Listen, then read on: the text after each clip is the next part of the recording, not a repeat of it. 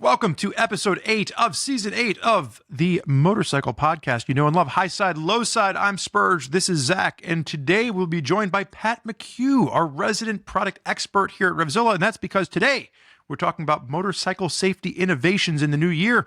We'll also be talking about Missouri setting a record with helmet laws. We'll be talking about turbo bikes and much, much more. But before we get into any of that, a word from our sponsor. We know what you're thinking. Why would I give my money to Motul, that big faceless organization? Spurg and I would like you to know that we attended MotoGP in Austin, Texas at Circuit of the Americas with our friend Ari Henning, and we met some folks who work for Motul. We shook their hands. They were thankful for High Side, Low Side, and for all its listeners. And we would like to tell you that when you support High Side, Low Side by purchasing Motul products, you're actually supporting real people with a real podcast and real jobs, by gosh. As a friendly reminder, you can shop all of Motul's products over at RevZilla.com/Motul. That's RevZilla.com/MOTUL. We'd also like to welcome Quadlock to the High Side, Low Side sponsorship family. If you're not familiar, Quadlock is already the preferred way to mount your cell phone to your motorcycle here at High Side, Low Side. I've got a Quadlock case on my phone right now. Why is that, you ask? Because, Zach's got one as well. Because we have both had our phones broken by inferior mounts where they rattle your phone to the point where the camera breaks, and then you go to take a picture of your best friend Zach out there on a motorcycle, and there's 7 of them because the sensors have broken. We don't want that for you. So check out Quadlock phone mounts with their anti-vibration technology. They will help you use your phone on your motorcycle while preserving its camera and all that you want to capture with it. So you can learn more about the entire Quadlock family over at quadlockcase.com. And if you're interested in shopping any of the Quadlock systems, we've got them all available for you at RevZilla. So you can head over to RevZilla.com/quad-lock. And while you're over there at RevZilla.com, you can check out the new Airbag Save campaign at RevZilla.com/airbags. And that's because May is Motorcycle Safety Month, and all the good folks here at RevZilla always want to make sure that you're riding safely. It's part of the reason that we're doing this topic in this episode today.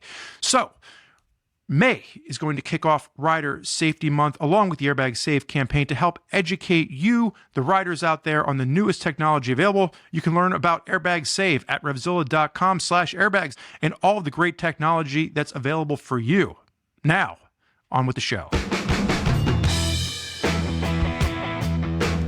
Off we go, everybody, on to another episode of High Side, Low Side.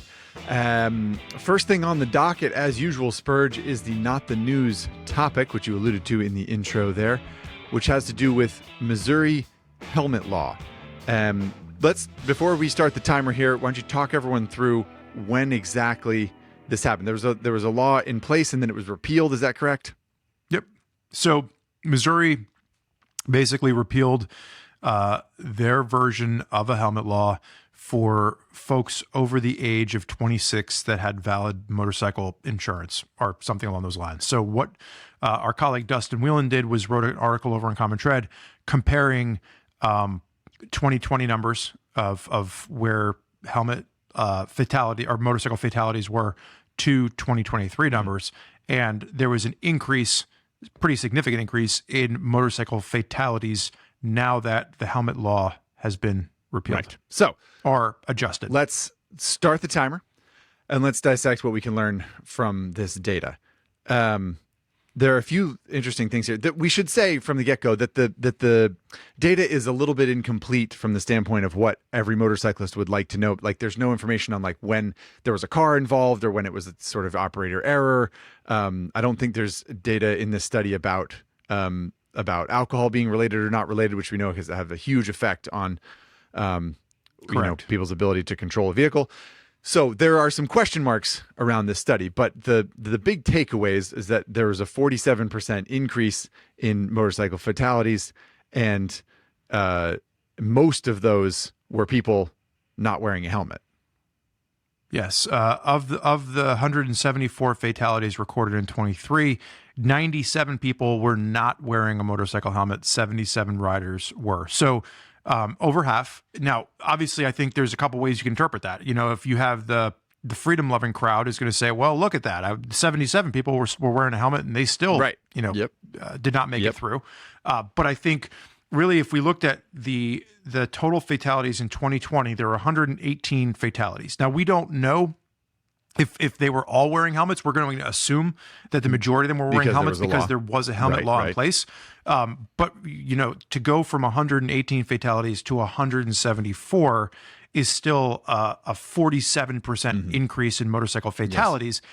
And the other thing that was talked about here was a lot of, I think it was over half of the helmetless fatalities are attributed to people that were either not licensed or improperly licensed to operate a motorcycle. Right, which makes you wonder about the accessibility that not having a helmet provides to someone who has a motorcycle. Obviously, this is like, we're really reaching into the dark corners of this data here. We don't know what the statistics are, but it does kind of stand to reason that if you didn't have to wear a helmet, it would be easier to hop on a bike and just give it a try when you don't have a license, which is obviously not a good thing to do.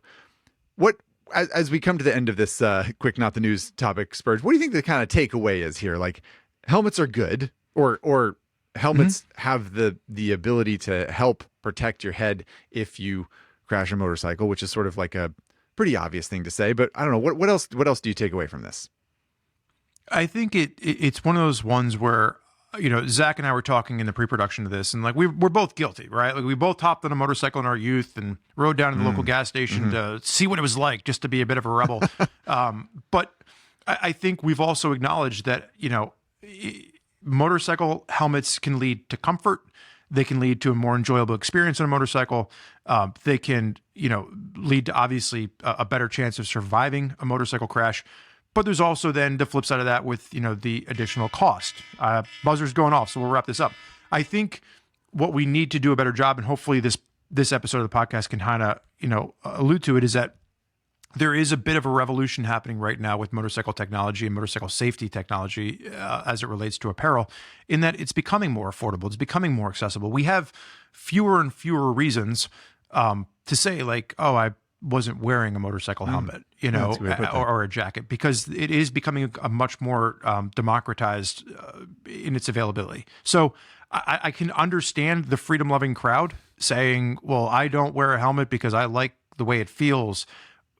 What I would say is that I don't necessarily think that holds up where people have been like, oh, well, it impedes my vision and I can't see as well, and all the other excuses that we sometimes hear. Right. Well, it is an interesting dissection of data and snapshot of how legislation can affect the motorcycling public and pastime. You can find that article over at common thread at RevZilla.com. It is called "Missouri Sets Motorcycle Fatality Record After State Repeals Helmet Law." Thanks for coming on. It would be interesting to see if they have any, like, as this starts to digest, if there's any backlash to this, right? We see these studies come out, but we never seem to see, public outcry or backlash necessarily. I suppose that could happen, but maybe it's like too specific a thing for people to get upset about because it doesn't seem polarizing enough. One thing I did find, last thing I'll say I found interesting about in this article is it pointed out that the Missouri governor considered removing mandatory helmet laws for 18-year-olds that have health insurance, but ultimately vetoed that bill. So there's stuff in the dark there, like maybe that bill included other things that the governor wanted to veto, and I don't really know the governor's policies very specifically. But you kind of get a good sense of who he is just by the photo of him in the article. That's unfortunately true. Looks like the Cheshire cat trying to steal your lunch money. So I guess I think it's interesting that there was a line drawn somewhere where it's sort of like 18-year-olds not wearing a helmet. That's ridiculous. 26-year-olds, no problem. I'm not sure what other sort of healthcare industry policies might have affected that or whatever, but it's always interesting. It's just like a little window into the brain of a legislator, kind of like thinking one thing's okay and something else is not. Anyway, we're getting really off track here. We need to be talking about. It's okay. No, we're gonna bring it back around because today's topic is about motorcycle safety and innovations of motorcycle safety technology. We are gonna bring on our associate Pat McHugh. I would say now might be a great time for a disclaimer if we want to throw it out now. Yeah. This podcast is brought to you by RevZilla. RevZilla is a large online retailer for motorcycle apparel and helmets and jackets and gloves and all of it. right? Our goal is not to sit here and tell you to go buy something at RevZilla, although we do appreciate that because it does help Zach and I feed our families. But we want to use this as an opportunity to educate people on some of the newest innovations that we're seeing. And you can use that information how you will.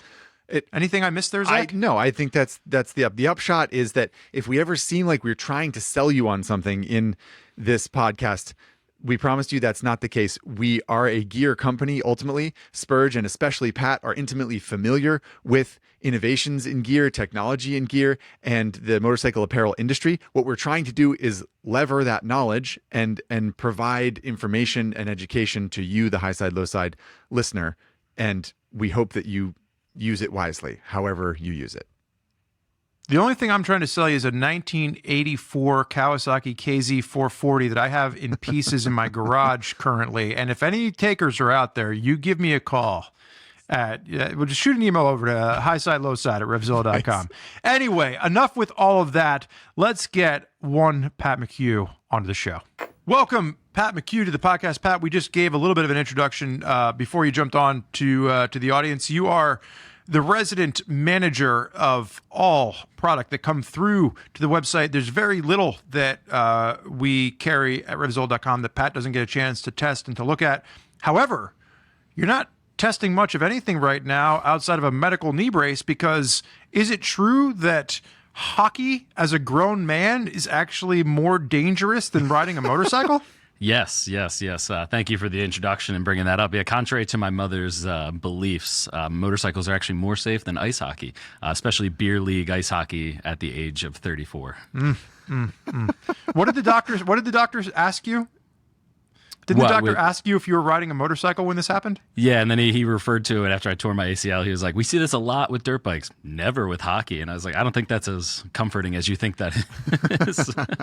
For the audience out there, Pat's other recreational hobby, when not riding or when not playing beer league hockey, is to ride dirt bikes. So you had a 50-50 chance there of one of those blowing your knee out. Yeah, it would have been nice for it to happen over winter instead of 3 days before the first race of the season. But yeah, that's life. I'm making do. I'm riding the pit bike as much as my wife will allow me in between doctor visits. But that's about it for the next couple months.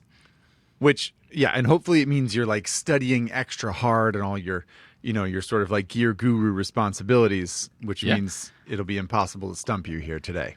Yeah, and I mean, instead of running around in the backyard and like running into trees for the purpose of Spurgeon's in my videos and testing products, I'm just throwing them on the ground and seeing what happens. Throwing against the wall. I put a couple dents in the walls and everything. But yeah, I'm looking forward to this topic. It's a fun topic for me.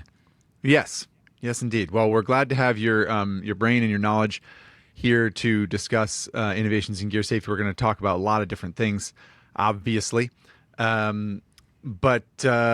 I think to kick it off, Spurge, correct me if I'm wrong, we wanted to kind of go around the room and see if there's anything in particular that people are excited about, whether it's you or Pat. So guest honors. So we go Pat first. Yeah. Is there a piece of gear coming out soon or that you've tried recently that you think is particularly interesting or special?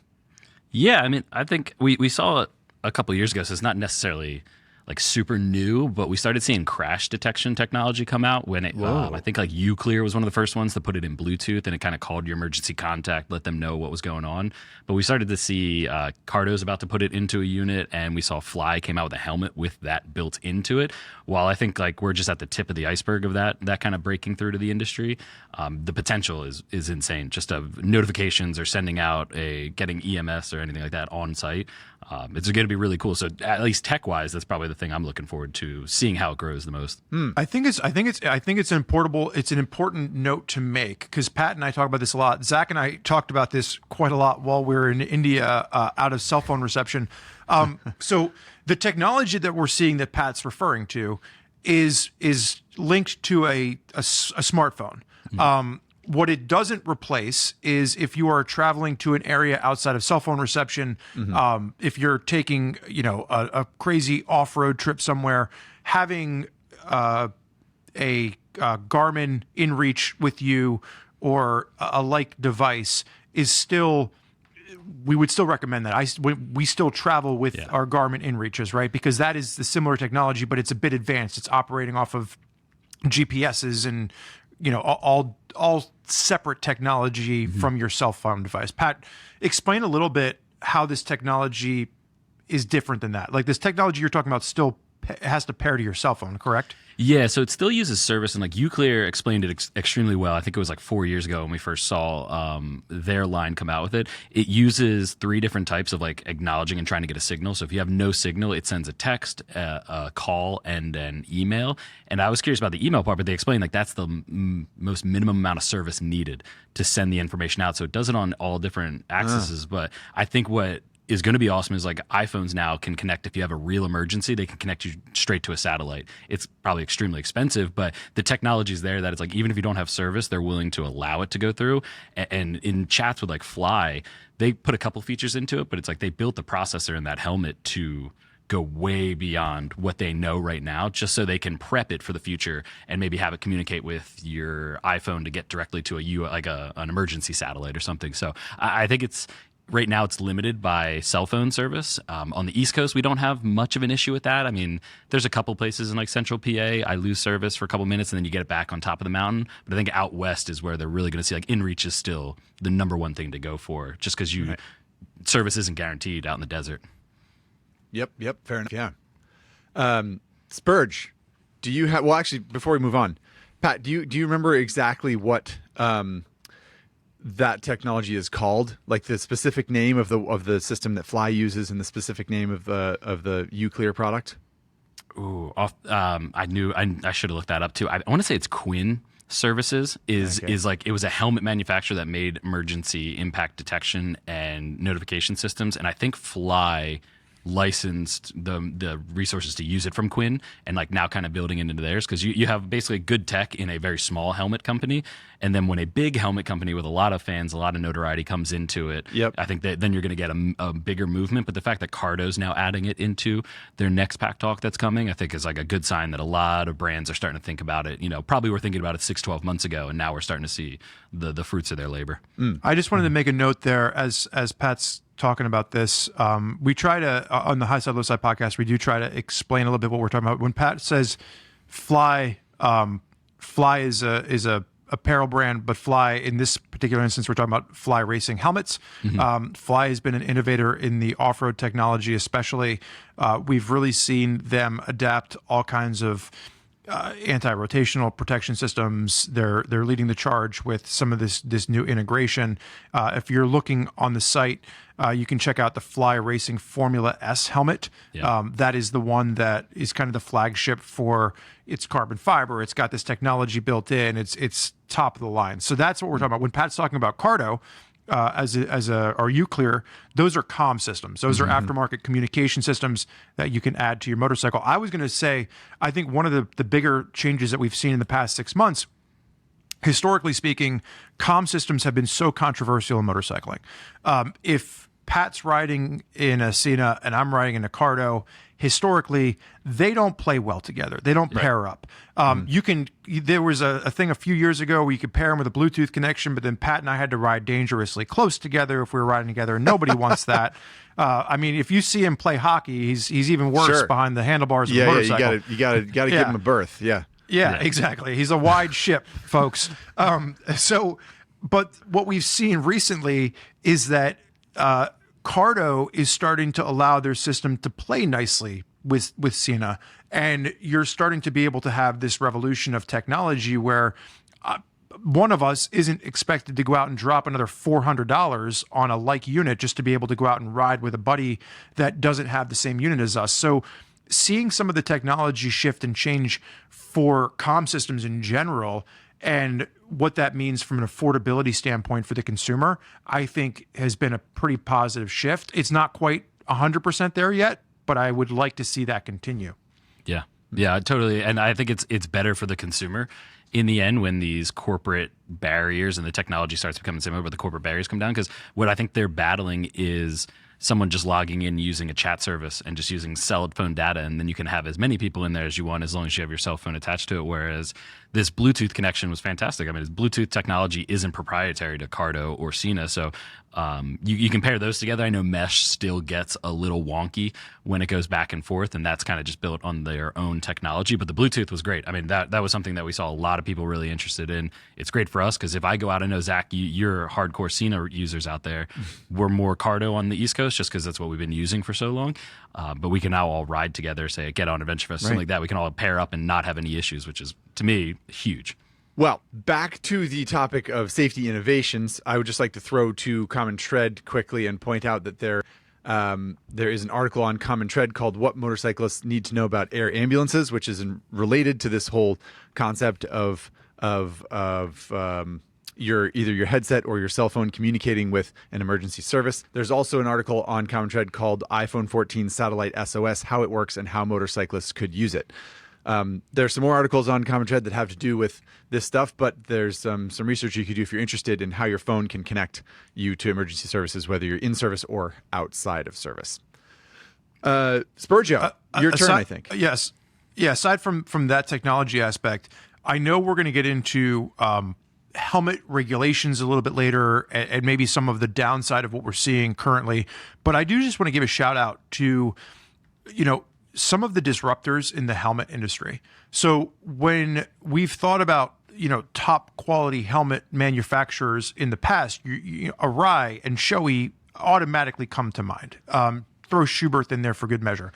And they're still quality helmet manufacturers, but you look at who has been coming up in the market, and it's been really impressive to see, Pat mentioned Fly in the off-road world.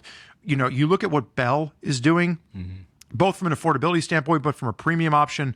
You look at what Alpine Stars is doing. I know we'll talk about Alpine Stars in just a few minutes here when we get into the technology that they're putting into their airbag systems, but they just launched the SuperTech R10, which for a company that's never had a street motorcycle helmet before, they came out with a helmet that really is offering so much more to the industry than some of the current players are for what the equal price is. So it's really just been interesting to see from a top tier standpoint, from a top tier price standpoint, what some of these traditional or these non-traditional motorcycle helmet companies have been able to do. And I think, Pat is probably somebody that can, get in the nitty gritty if we let him. But, Pat, I'd be surprised if you felt otherwise about, like, if I were to ask you what your top helmet pick is right now to ride in, it's probably not the same pick that you would have had 5 or 6 years ago. No, and I think because I've been having that conversation as the Alpine Stars one specifically has come out, people have asked me what I've been thinking about it, and I am a diehard. I have to have a drop-down sun visor in my helmet. I ride into the sun in the morning on the way to the office, into the sun on the way home. It's just how my routing is kind of done. So it's like I've never considered a helmet without a drop-down for commuting, and I've fully switched to the SR10 just because of how great the performance is with it. And I think it's funny when you mention that, like, the more I was thinking about it, Fly is a great example. Alpine Star is a great example. Scorpion's a great example of, like, really cool helmets coming out of the way. And it's all brands listening to their top tier professional racers. It's like, what should we put in this next helmet? What should we change? What should we do? What kind of features do you like? And the ones that listen to them most seem to have the best helmets 12 months later. So it's really cool to see the innovation coming, but also just seeing things that we'd practically want when we're out riding. Mm-hmm. Yeah. And to be clear, you're saying that you have switched to using the Alpine Stars helmet more often, despite it not having a drop-down shield. And that's no drop-down shield. Like. Yeah, and I just throw sunglasses inside, and it's like that's been my solve. But Spurge, I think you used to make fun of me. I used to put like a piece of tape as like a sun shield over the top of my visor just to get even more with the drop down, like a double dark drop down and dark outer shield. But I've fully switched over. That helmet's fantastic. Ventilation is great. It's actually too much on colder days. You got to kind of turn off some of the vents to stay a little warm. But I think they did a fantastic job. And I mean, for $1,000 helmet, their first one out of the gate, it's a hefty price tag. But I think with the features, it all gets justified. Of all the things that I've made fun of you for in the past, Pat, that was one of them. Yeah. Zach, did you want to jump in there before I kick it back to you for a question? No, all good. I can take my piece of gear that I'm excited about though, and run with that, which is not altogether that exciting. But I wanted to put it in front of Pat's eyes as a way to call out other products that might be similar. I just tried this Revit. I think it's the Revit GTX jacket.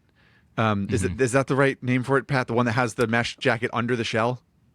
Yeah, was that the ADV jacket? Yeah, I think so. That you were out riding. Yeah, it's oh man, it starts with a P. That's gonna bug me for a couple of minutes on here. I'll get the name for you though, but I know exactly which one you're talking about. Where it's an outer layer Gore-Tex, and then you kind of have a mesh armored jacket underneath. Yeah. Stratum GTX. I think. Yeah. Yes, that's the one I just looked it up. Way close. Yeah. Stratum GTX, and I don't mean to call it this product like as a that I totally love it, but the thing that I love, and to be very clear, it's an extremely expensive jacket. This particular one. Yeah. I think it's like $1,400. The thing I like about it is that essentially what it is it's sort of two jackets. It's like it has a textile mesh jacket that sort of zips on and feels like a sort of regular mesh jacket might feel. It's got armor in the elbows and armor in the shoulders. It's got a back protector.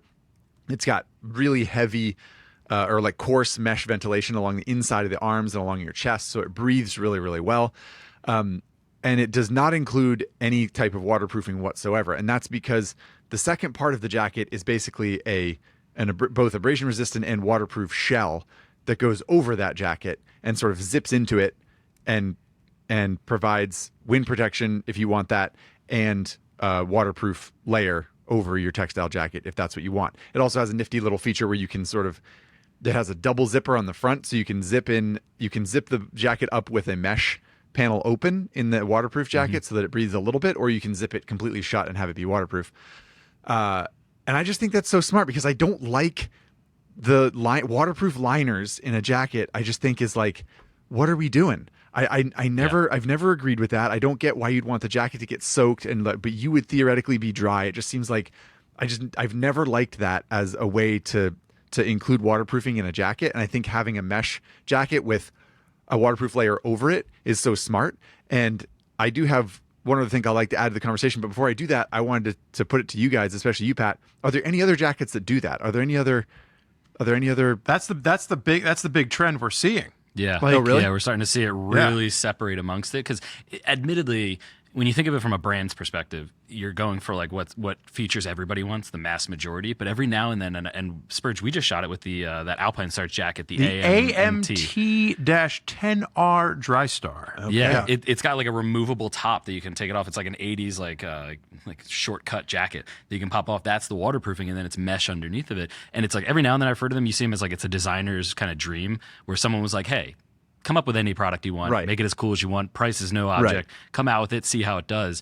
And every now and then you see it, but I'm the same way. My waterproofing and my thermals are things I want to bring to the equation, not that I want the jacket in. So it's like I never understood having it baked in. I mean, I get hot in the mid Atlantic. It's really humid around here, so I tend to bring my own. I pack a little waterproof. When it gets a little cold in the morning, I put that over top of my mesh jacket and I take it off when I need it. So I like seeing those, like the removable layer that isn't. You still have a mesh jacket for the most riding you're doing, and then you have the option to add in afterwards. Yeah. Well, it's interesting because I would say this is just a great call out for trends in general. I think there was probably a period of time, maybe 2-3 years ago, it was like right before the pandemic, where it did feel like a lot of brands were resting on their laurels. It was like, well, this is what an adventure jacket is. It weighs 15 pounds and it's got all the armor in it, and it's got 14 layers of Gore-Tex. And really what we're seeing is that, like, even, we were testing the Madagascar by Ruka, which is, again, an expensive jacket. I think it's, $1,200-$1,300, if not a little bit north of that. But the waterproof liner could be worn as a liner, or it could be put as a shell. You could then use it as a camping jacket. It was a Gore-Tex jacket that basically went outside the shell. Right. And I think it's great because it's just a little bit more flexible in how you use it. One of the biggest problems that I've always said is, and it's why I've gravitated more towards off-road riding gear for my adventure riding. And Pat was alluding to this, but like it gets hot and I get sweaty. I'm a big sweaty guy, and I think when you layer on all that waterproofing and Gore-Tex, it does more to keep the moisture sucked in at times than it does to let it expel. So I think seeing the shift of people designers thinking outside the box in their approach to some of this gear, and just the evolution of textile technology in general has been really impressive over the past, I would say, 2 or 3 years. Yep. Yeah. I before we move on to the next one, I'd like to paint a picture for Zach and the viewers. The last time Spurgeon and I were riding in the Pine Barrens, This is going to be quite the picture for you. he came. viewers. It was an extremely hot day, and if you ever ridden in the Pine Barrens in New Jersey, there's no wind because the trees are so thick. There's really no wind at the base where you're actually riding around. And I came around a corner to Spurgeon, jersey already off, Alpine Stars rig off, and he's just sitting there, just letting himself air out and breathe because of how hot he was running. And it was I was overheating. Just me and Spurgeon Dunbar hanging out. He's got no shirt on. We're just in the middle of the woods, just hanging out, riding dirt bikes. Yeah. But it's like, it's admittedly, I think all three of us, even when we do adventure rides, are we usually wearing dirt gear, with like a jersey over top? At least I know I do typically. And it all just match what you're doing, match what you're riding. Basically, if you are someone who's susceptible to being super cold, having those extra layers does help out in keeping it. But I overheat too much, so I like to go with the lightest possible gear. Well, on that topic, just to round out my sort of call out here about the waterproof layers over mesh, which like I tried that $1,400 Revit jacket and it's awesome. It was like really good and I was impressed with it, but it's also super expensive.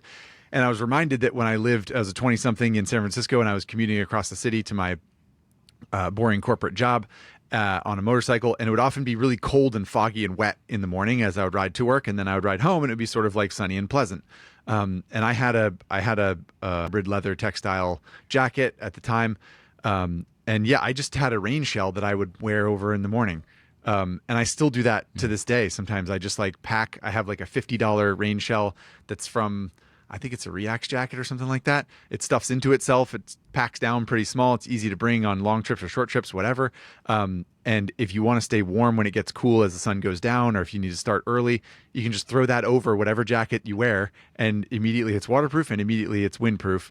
And that's kind of like, to me, that's like the poor man's version of what I'm talking about, where you have a nice technical jacket that has armor and is breathable, and then you just like throw a waterproof layer over it. So anyway, I'm just I don't want to get too far into the cost of things, because I do think that will come up a little bit later on.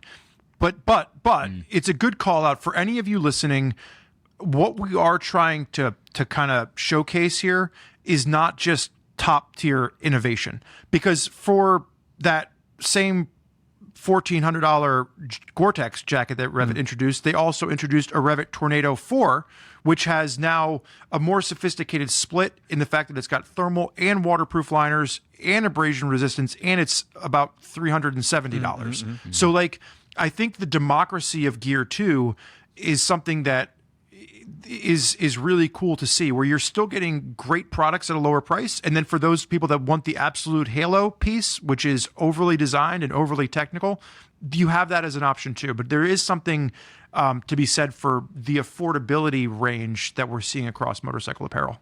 Yeah, and there are certain benefits too, because I know we've been chatting about it for a while, and I know in the past couple of years past couple of months, I should say, have been getting a bad rap. But like, Gore-Tex is great; it's very expensive. But what a lot of people don't talk about is that like, if anything goes wrong with that waterproofing, Spurge, I know you and I used to field calls back in customer service. You'd get the call every now and then of Gore-Tex just calling, swiping a credit card, and replacing a jacket outright for a customer because, oh yeah, our waterproofing failed. We're going to replace it completely, and there's an $800 they pay full retail for it. It's like that guarantee in there does justify some of that pricing into it. But it's like, you look at the Tornadoes, awesome jacket using the Hydrotex that's like Revit's in-house, and it's getting up there. It's doing just as well as some of the Gore-Tex without some of those added after purchase kind of features. And to Zach's point, if you're rocking, a Reax waterproof jacket and it fails, after, a couple of years, you can go buy another one and it's, $60 or $70 and you can just kind of keep it going that way too. But I think we are good to pivot at this point. And I think talking about, top tier innovation is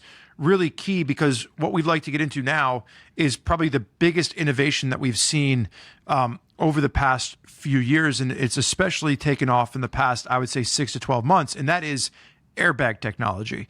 It is not necessarily cheap, but depends on what your definition of cheap is. When you're looking at this guy over here that can barely sustain a hockey injury without falling apart, so like, if you have some of this gear that will keep you safer, I think the cost of walking away from a potential accident is something that you think about. But Pat, for people that are new to motorcycling, for people that are returning to the world of motorcycling, for people that just aren't up to date in all the coolest pieces for motorcycling, what's going on in the world of airbag technology for motorcyclists? That is a loaded question. And it's like I give a whole history class in one. I mean, we've seen airbags aren't new on the scene. We've seen actually Alpinestars and Dainese testing with them as far back as 1999. We saw our first deployment in MotoGP in 2007. And it's all like stuff that was never available to customers. It was only for private. But then like in 2016, 2017, they came to the US market and it was consumer purchasable airbags. Whether Alps or Dainese made it to market first, that's an Italian feud that will never get answered. But it's one of those things where we saw it kind of emerge, and it was one of the first new segments in motorcycling where it's an entirely new subject matter of protection, period, outright. It's an entirely new department. And we saw it come. And then in the past, I'd say 3 or 4 years, we're now flooded with, I want to say like 20 to 30 different options on the market that a customer can go to RevZilla, they can go out to their local shops and buy right now. All have their own little features and technology. But what we're seeing is a massive increase in people even looking at it as like, well, maybe I can get back into motorcycling because like I didn't know airbags existed. Now I'm a little bit more safer. I can get protected in that incident. And I mean, if you compare airbags to armor impact, it's night and day. They go so far beyond coverage, impact able to pass through to the rider, like all these little features. And I think Alps is probably the leader in that segment at the moment, just because they have something for every type of rider now. Whether you're off-road, you're riding and commuting, or if you're going to the track, it's really impressive to see how many different variations they've now created.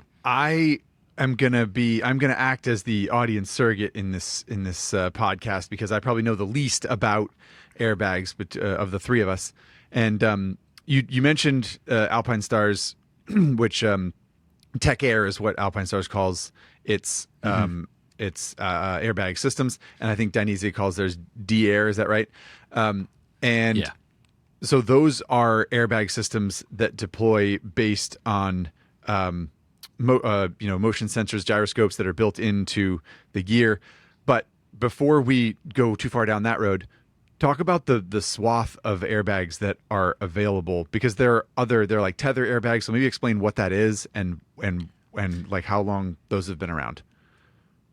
Yeah, they were the easiest entry for brands to get into airbags. I mean, if you think, it's literally a tether, a rope that you tie to your bike. If you go a certain distance, it pulls the fuse. The fuse hits a cartridge, like a CO2 cartridge, and then it inflates the bag. So if you leave the bike, there you are. The problem those kind of entered into, and not problem, it's just a different way of looking at what, like different flavor for what customers might be looking at.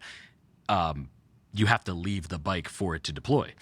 So what algorithm-based or computer-based systems bring to the table is it's always constantly monitoring. So if you slightly go off the bike, but it's in a complete, like your bike's sideways and upside down and you're not with it anymore, it will deploy.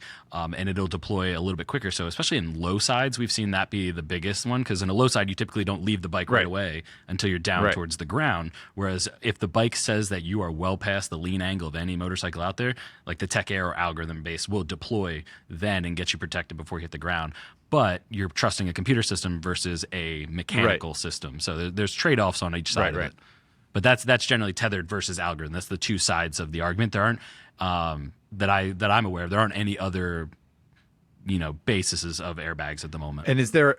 Yeah, I think those are the two main buckets that I think come to mind. And you mentioned Alpinestars and Dainese in this sort of in the sort of higher tech.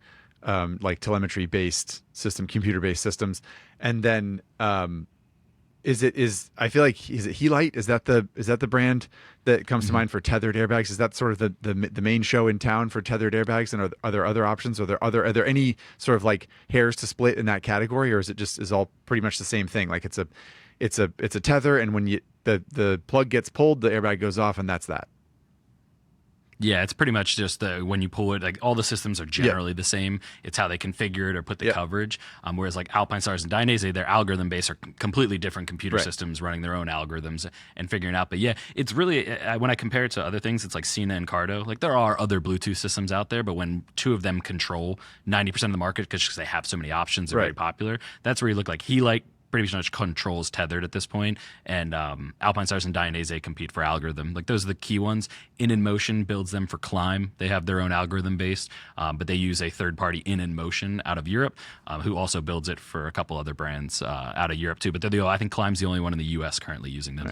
And we've seen, to be transparent too with the audience, some of the critique that we've seen from customers around Climb is that their airbag is subscription Right. I remember based. hearing about this. Yeah, So yeah. it's not just buying the airbag. You then have to pay for a monthly subscription.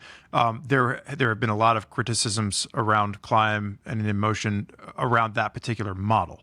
The other thing to note is that while Helite was and remains to be the leader and the main player in the world of tethered airbags, we're now starting to see Helite play in the world of algorithm. Pat and I were just testing out and looking at the algorithm-based backpack that they introduced. But we would have to say that like their technology from an algorithm standpoint is just very far behind brands like Alpine Stars and even Dainese.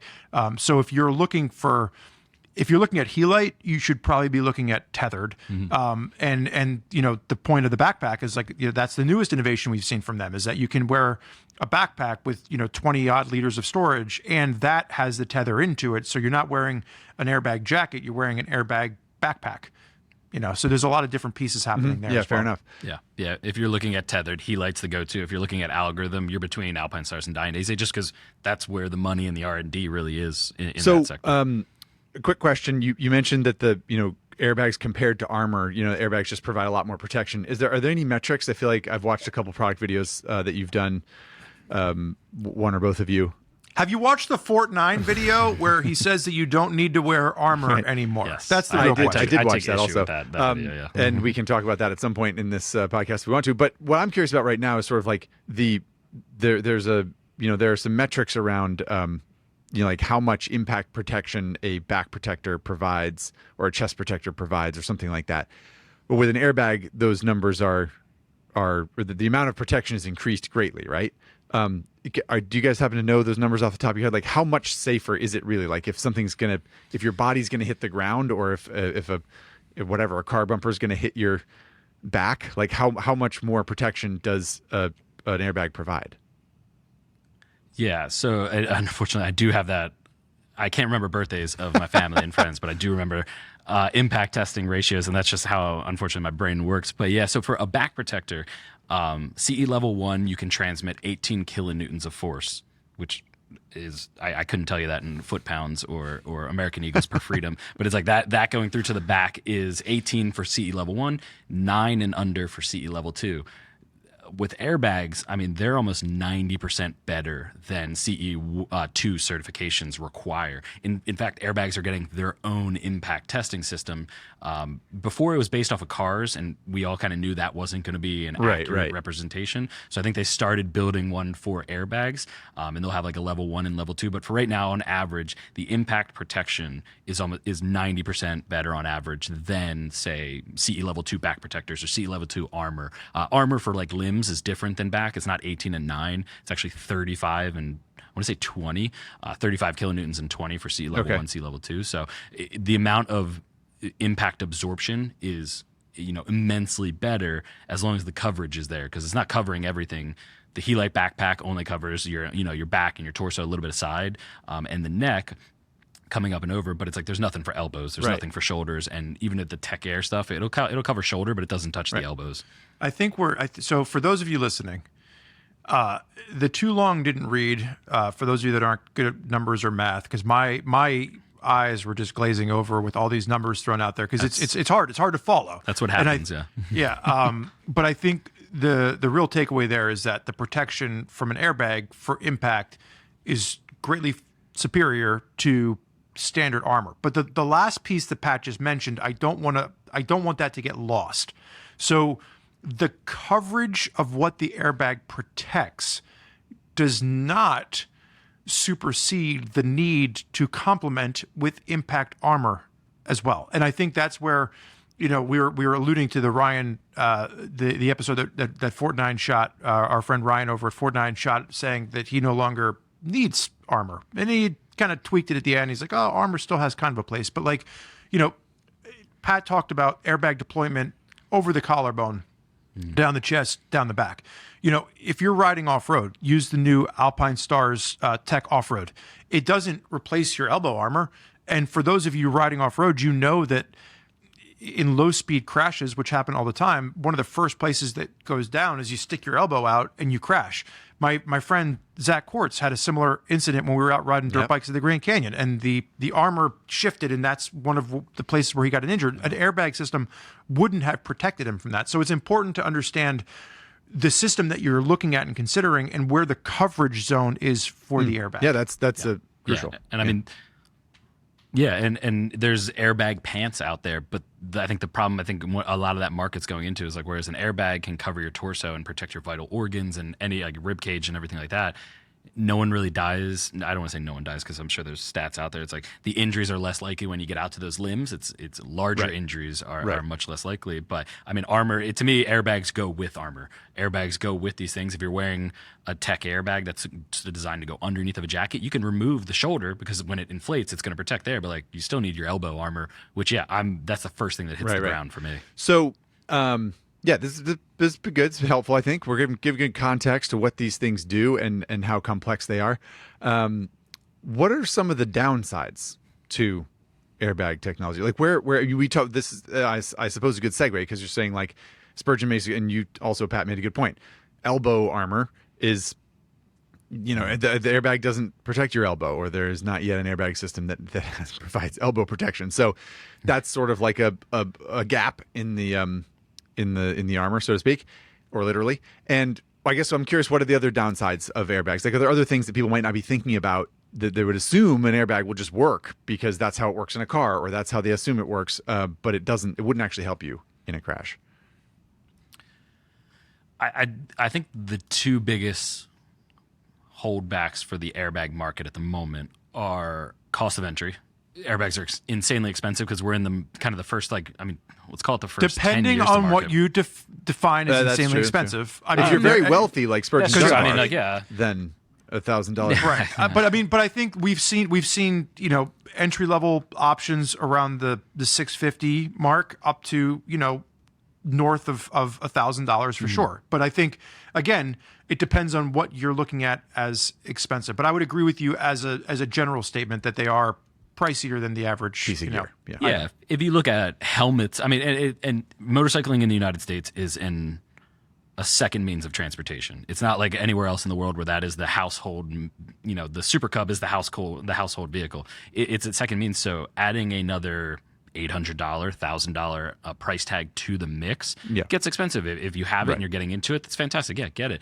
I hope that is what will come down eventually. You'll start to see prices kind of trickle down, or incentives at dealerships. If you buy your bike, you get 50% off this. If you're picking up a helmet, you can also get this discount off of that. Those are eventually coming. That's usually after the 10-year bubble of any new technology to the market. But I think that's probably the biggest holdback is people have hard enough time justifying, in general, wearing a helmet in the United States, but justifying an $800, $900, $1,000 helmet is already tough and alone. Like, we can't pass universal helmet laws, all these things, but here's this expensive piece of technology that may not protect you in an accident, depending on how you wear it, if you remember to charge it. Like, there's a lot of user error that goes into it. But to me, it's just price point. A lot of people in the U.S. buy the bike and then forget about everything else that comes after it and the gear and everything. So as long as you're well prepared and you're getting into it, airbags are great. To me, it's like that's one of the biggest holdbacks. I just want to say that. No. Sorry, Zach, but I want to jump in back around the price thing for a second. So again, Pat just said a lot. User error is key. As far as some of these, you have to understand how to turn them on. You have to understand which algorithm you're setting it to. Are you in road mode or race mode? Because there is a difference there. And we can try and speak to that if we need to, but there's also a ton of product videos out there, specifically on the Alpine Stars one, because I do feel like Alpine Stars is leading the charge. Yeah. And that gets me to my point here about price. Alpine Stars has been innovating and innovating and innovating. And it's one thing to go out and buy a $1,000 piece of gear, but we saw this growing up where you went out and you bought the newest Dell computer and you were so excited. It had the little solitaire games and it had the little skiing games and you could play SimCity 2000 and you were the coolest kid on the block. And then a month later, Gateway came out with a computer that for the same money was 8 times better. And you're just like, no, man, I feel like mine isn't good enough. And it becomes this race to the bottom, if you will, or the top, depending on, I spent money on this and now a year later, I feel like I'm already out of date. I think my biggest critique right now is that we're seeing so much innovation from Alpine Stars that you have this sense of almost paralysis from the consumer at times, where if I spend $1,000 on this, is it still going to be valid 6 months from now? Right. Nobody wants to invest in something that they feel there's going to be a better one out, down the road. Right. Yeah. So and I mean it's sort of like it's a double-edged sword, right? The innovation is serving consumers really well, and because there's competition, there is a lot of innovation, and there are these strides being made. But you can feel sort of stuck and like, wow, what if I just wait an extra 2 months, or if I wait 6 months? But when it comes to piece of safety gear, you might not want to wait because you don't know when an accident's going to happen. That's why it's an accident. So I guess it's a tricky balance. It's sort of on each of us to decide those things, right? Yeah. And I necessarily, the more I think about it, like Spurge make a great point. I don't necessarily want it to be a race to the bottom. I don't want a $200 airbag system where it's like, oh yeah, we had to cut corners in a couple areas, but worry, we got that $200 price point. It's like, no, like and it's not like I just want to pay and make, like, money doesn't equal protection, especially in motorcycling. But it's like, I feel like I know what Alpine Stars is putting into it. I know what Dainese is putting into it because I'm watching their racers crash every single weekend. And it's like, I watched Dakar for the past 4 years, and we're just now getting the Tech Air Off-Road, which is funny because it's V3 technically in their family. It's the 3rd edition, and it's the first we'll see to market because the pro racers went and crashed in it to make sure everything was okay for 2 generations before we got the one that came out. And it was cool talking to them about it at their off-road launches. Like, yeah, like I wouldn't race without this now. And it's like, okay, if you're saying that, I feel like the investment's been there and they've been listening and going through it. So, but I think that the Tech Off-Road is a perfect example of. And forgive me because I didn't mean race to the bottom in the sense that the products were getting worse. But Tech Air Off-Road introduced for the first time from Alpine Stars cartridges, that CO2 cartridges that can be changed by the consumer. So if you bought it and it deployed, first of all, there were 2 cartridges, so you got 2 deployments out of the airbag, which was a first. And then the cartridges were replaceable by the consumer. People loved it because now all of a sudden you're spending $1,000 on something, but you're getting multiple deployments, and they're saying, hey, you can deploy it 4 times before you have to send it back. And then, within 3 months, Zack and I are down at MotoGP a couple weekends ago, and I got to watch the introduction of the new Tech Air 7X. Tech Air 7X. Yeah. And it's 2 deployments. It's got a longer coverage zone down the back. It's ideal for track riders. It addresses some of the concerns that maybe were around the Tech 10 with too much coverage. And it's going to be something where for Zack or Pat, for yourself, once you heal up, or even myself, like going to do a track day, all of a sudden this is much more accessible because now if you do have a low side of the track, you can still get a second deployment out of it. It's not going to shut your track day down. So I think that was my only point about the innovation, is that you're just seeing so much happen, and so much of it's getting so good that you automatically want the next one. So just to pause for a second here, you pointed out that they are expensive. I mean, depending on how much money you have, they are expensive in the context of motorcycle gear, and I think that's fair. There's a lot of innovation happening, so it can be hard to know which one to buy or which one to go with because it is a significant investment, and you're not sure when there'll be another innovation in that strata. Any other downside, like any other things that come to mind? Like I'm curious about it. It feels like there are probably some holes here that we could expose in airbag technology, and sort of like I have like a tickle in my head that one of the systems, I'm not sure which one it is, but if you're stationary on a bike and like at a stoplight and a car were to hit you from behind, it won't deploy because it needs movement or something like that. Isn't that? Yeah, so there are a couple of those out there, and that's when we get a new airbag in there, that's usually the first thing Spurge and I look at is like, what are the parameters for deployment? The Helite was a great example. The Helite tethered airbag will protect you as long as you leave the bike. It's going to pull the cord, it's going to go off. Their electronic version is, I got to call them with them and confirmed it's like under 15 miles per hour, it's not going to deploy. So if you're sitting at a light, if you're sitting at traffic, like after a minute, I think it just goes into standby mode and then it goes. But there's these parameters. that it goes into. But even the Tech Air systems from Alpine Stars, if you're in race mode and you accidentally have it on while you're out on the street, it won't deploy under 35, 36, 37 miles an hour because in its brain, you're coming into the pits. You're not going out on the track. You're kind of coming in relaxing. If you have a tip over in the pits, there was no need for deployment. So it's like as long as you're in the right mode, it should deploy. But every now and then we see that. And I brought it up with when we first shot it. I mean, this was probably 2-3 years ago. The Dainese Smart Vest. It requires vibration from the engine to notice that it's on. So if you're sitting at a light, it uses that to realize like, yeah, bike's still on. We should still be protecting. For anybody riding an e-bike or anything electric, there is no vibration of the engine. So it's like that was a parameter I don't think they thought of, where it's like it wasn't really a big thing in 2021 or 2022 when it launched. But now we're seeing bikes come out more and more. So it's like almost like the market kind of keeps advancing and they try to keep catching up. So there are certain areas where it's designed not to deploy, but usually for the right reasons when you think through why. Like I said, the race mode's not going to go off. And everything like that, or goes into standby mode, I should say. But I think that's, so to your point, Zach, about the question about, the downsides of this, it gets back to it complicates motorcycling. Mm-hmm. That's true, yeah. If the step from you getting out of bed and putting your clothes on and walking into the garage and getting on a motorcycle, it's one more step in between, and it's not just putting on the airbag vest, it's understanding how to use it. And it's the same thing we tell people with like rider technology on motorcycles. The time to learn how the dash on your new motorcycle works is not when you're 70 miles an hour winding through a curvy road. It's in the garage. And I think it's important to understand that this is great technology, but you have it requires you to understand the technology. So it is something you have to spend a little bit of time familiarizing yourself with and making sure that it's with operating great technology correctly. Comes great responsibility. I'm pretty sure that's the quote from Spider-Man.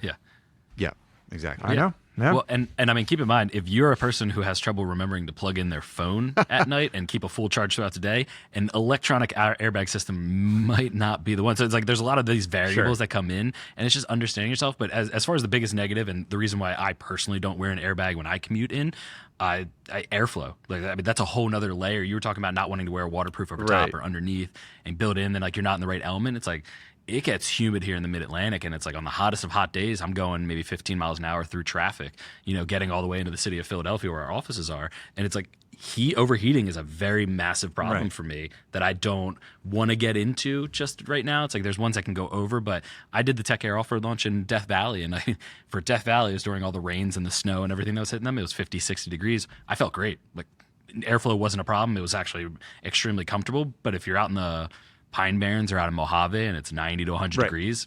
You come around the corner and Spurg and Dunbar's laying shirtless in the middle of the road, just letting it all breathe out. Oh, my God. Yeah, it just goes off from excitement. We should point out, because I've actually talked to people at Alpine Stars about this as well, that airflow is an issue. Like that's something that they think about. But it's regardless, it's another layer. It's there. It's not nothing there. It is a piece of clothing there, despite it being mesh and that kind of thing. Okay, well that's Yeah, I have a question for you, Zach. Actually, I was hoping to ask this during this episode because I was talking with our sponsored racer, Rocco Landers, and he wears the Tech Air 5 system under his race suit, which is traditionally thought of like a street. You can get to the track, but he doesn't wear the Tech Air 10, which is the full suit, full coverage, like MotoGP coverage. And his explanation was when he gets back to the pit, the last thing he wants is an airbag stuck to him that he can't really get off easily with his suit. So he has it where he can take it off at the same time. And I didn't know, I mean, is that a huge variable for you? Because I think that's where the Tech Air 7X probably solves a lot of problems. It's something you just pop off real quick. But I was curious what you see out in SoCal. Track days are much more prevalent. Yeah, and that's a good question. I think that that's a personal preference thing. And like whether or not, like I know Rocco specifically, he does not like to get out of his leathers. He's like lazy about that. We were looking at him in the track. He was like in full leathers the whole afternoon. He's like, no, I'm good. I don't like taking them on and off. I can see him wanting to do that. And I think a lot of people are like that, right? They want to come in from a track day session or a race or whatever. They want to take off the top of their leathers. They want to throw the airbag off, their back protector off, and then just leave the lower part of the leathers on. Leave your arms dangling, and like put a tie down or a Velcro strap around your waist and just walk around in your boots and your leather lowers.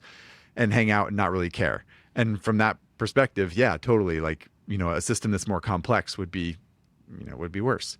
But yeah, I think it's a personal preference thing. I haven't seen a lot of people with the full Tech Air 10 at the track. It's mostly been the upper body, like Tech Air 5 style ones, and I haven't actually used or seen a Tech Air 7X in practice yet. But I think it's Are you excited about that one, the Tech Air 7? Just because like that seems like it's aimed at you as riders. Like let's do one thing here, because I feel like we're throwing a lot of facts and figures out to the audience. Tech Air 10, Tech Air 7X, Tech Air 5, right? Like those are the top three. Pat, just and then you Tech 3 from a more of a vest standpoint. Pat, just give us 15 seconds on each one, just to help the audience understand what we're talking about from a different standpoint. Sure. Tech Air 10 is a full girdle system. Basically, it's a full under base layer with airbag built in all the way down to the hips, MotoGP level coverage and outer shoulders. Tech Air 7X they just launched. That is upper body, close to the body, can zip into all their new jackets and suits that are coming in the fall, or can stand alone, road race mode. Tech Air 5 is the first one we saw really get successful from them. Is mostly designed for the road, but you can get to the track. It has a race algorithm in there and zips to itself, doesn't incorporate into the jackets. Tech Air 3 is an over-under vest that you can put over your gear, under your gear, where all the other three were under your gear. You can put it over, under, and it's no back protectors included. That's the only one that doesn't have a back protector. But as you go down the list, you go down in price as well. 1,100, 1,000. A passive back protector. Passive back protector. Yeah, the airbag goes off. You're protected, but there's no hard shell That's a good breakdown that it's built into. I like it. Yeah. And then give us the price. Give us the price breakdown again there, Pat. I cut you off. I'm sorry. No, you're good. As of right now, 1,100 for the 10, 1,000 for the 7X. About I want to say like 850 for the 7, and then I want to say the 3 is coming in the 700s, maybe 699. 850 for the 5, not the for 7. The 5. For the 5, yes. Yeah. Apologies. 7 is the new one that just came out, which is $1,000. And honestly, and then I'm sorry, I didn't talk about the off-road, although those are the road versions. The off-road is also $1,000, full armor rig and the airbag system, but it adds the only unique mode in the bunch, which is rally and off-road mode into the mix. It's rally, off-road, and road mode for them. Right on. Yeah. Yeah. But and like I said, the biggest, if you're looking at them and you're trying to consider it, the biggest thing I think that shoots Alpine Stars in their own foot with having awesome selection is the replaceable cartridges on your own. That we see in the off-road and the 7X. That is, I think, going to be the biggest feature moving forward for them. Type person who wants an airbag to wear while they're riding off-road or on-road or track or whatever, or probably the type of person who's comfortable DIYing lots of stuff with their bike and being in more control of their safety gear. Okay, well, I want to pivot to a listener letter who asked a good question. We're going to put to Pat, but before we do that, we are going to get a quick word from our sponsor, Motul. Yeah. Okay, we are back talking about safety innovations. I promised a pivot away from airbags, but before we do that, I should say that if I understand it correctly, boys, there will be a best of airbags video that will be live on RevZilla at some point, and there are individual product videos for all of these systems that we've talked about: Dyneasy D-Air, Alpine Stars Tech Air, Helite, etc. So if anyone out there would like to learn more, you can, of course, use the resource of RevZilla.com to dive into specific products and try and decide which one you want. Moving on. We might talk about airbags again in this podcast. I don't know. Like, we just wanted to cover that because it's such a complex and fast-moving river of information. We got an email from someone called John, and John said, I'm paraphrasing here, has anyone noticed a trend of riding gear getting worse over the last year or two? Schuberth and Shoei releasing very expensive DOT-only helmets. HJC's new Arfa line is DOT only, with the exception of one of them. Gloves include less armor. Palm sliders on gloves are going away. For a while, it seemed like there was a lot of innovation with materials and how protective things could be. But a lot of what I am seeing, this is John, is that the gear has been sort of disappointing and less protective, less innovative in general than it has been in the past. So, Pat, guest honors, I'd like you to address John's comments first. What do you make of this? Is there any truth to the fact that some sort of like pieces of armor or pieces of certification are going away? Yes.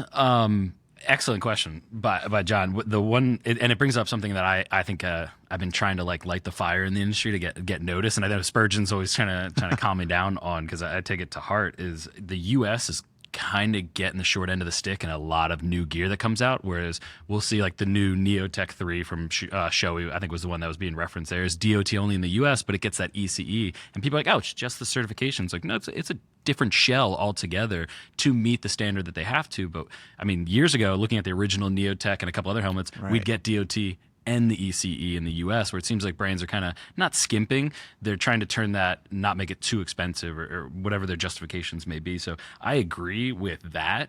The biggest glaring one would probably be the HJC that was referenced as the ARFA 12 is only DOT for a race helmet in the US. And it's like, that seems substandard. So, and I guess let's pause there for a second and talk quickly. I know we've talked about this on High Side, Low Side before, but we should just give a quick kind of like synopsis. So one of the two of you is probably the best one to do it. What DOT stands for Department of Transportation. DOT offers certification for motorcycle helmets, but DOT is not the only one that offers certification for these helmets. There's also SNEL certifications. There's ECE, which is a European governing body, sanctioning body, right? So yeah, what does all that mean? And great how question. are the I know tests I talked to Dustin, wrote the article recently on Common Tread with it, and he and I had a couple meetings like going through it. Yes. He was picking my brain on it. So DOT basically is a legal helmet in the United States. You have to meet the DOT standard in order to be sold as a protective helmet in the US. It comes with you meet the standards, but it's not tested until it goes live to market, so you can miss the mark and you get caught later. ECE is the exact same thing for the European Union.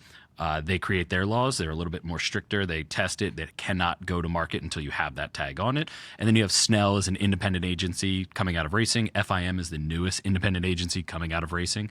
So these are all standards that are like, if you were to tier them, DOT would kind of be at the bottom just because it hasn't been updated in forever. It has very high impact standards that at that point your brain's kind of already having issues if you're hitting those standards on the helmet. And the fact that it's not tested until after the fact. And then ECE would be a step up from that. FIM and SNEL are kind of arguably up in that range too. They get updated every couple of years, but yeah, those are kind of like the main ones that we see in the United States and Europe for the most part. So I want to, and as a good. I just want to say just a quick shout out. You mentioned our colleague Dustin, who wrote an article, and for those of you interested, it is called "What Are SNEL, ECE, and DOT Helmet Certifications." That article is on Common Tread and dives a little deeper into what these certifications mean. And that one kind of the thing. things that I found interesting in that article, and Pat mentioned it, but I want to make sure that it kind of lands home with people, is that with ECE and SNEL, a helmet manufacturer makes a helmet. They send it to ECE to be certified. Once they get the certification sticker, they can then sell the helmet. Same thing with SNEL. You have to submit the helmet for certification before they give you the sticker. With DOT, the way this has been working is that you are allowed to, it's like an honor system thing where they give you the sticker, you put the sticker on the helmet, you start selling it, and then they'll randomly pick a helmet to test. Between 2014 and 2019, 167 helmets were tested by the Department of Transportation. 40% of them failed. So the fail rate is exceptionally high compared to the competition. And this is why so many people have been making comments about, I want an ECE sticker on the helmet, I want a SNEL sticker. It's not even that, it could be that a company was selling the same helmet in the United States. They just weren't paying for SNEL certification, or they weren't paying for ECE certification in an entire new country. That's one way of looking at it. But what we are seeing, Pat, I think a great example there was the feedback that we have heard around the new Shoei. It is a different shell. It's not as light. It's not as safe per se, based on the fact that they're using a cheaper variant to get it in the United States. And when we say cheaper, it's still a $900 helmet. And so, what does that mean from a protection standpoint? Right. So I guess back to John's question, Pat. Like, I think we've addressed the helmet thing pretty clearly. Like that, yes, there are some, I don't know if corners being cut, but there are some things that are, that seems like John's perception might be true. So I'm curious about the gear stuff, like palm sliders on gloves or other materials being sort of like there being less innovation or that kind of thing. Are you seeing that as well? I don't know if there's like less innovation at this point, because Spurgeon and I are always like scratching our heads looking at new tech and be like, wow, this is awesome. Like, this is a cool feature. I'm glad they added in. But then you see other things, and I think a lot of corporate conversations come into it because a lot of things are patented. Like, everybody before was like, I need a third and fourth finger bridge on my gloves or it's not safe. When really it's like Alpine Stars had the patent on that. So it was really only Alpine Stars that could do it.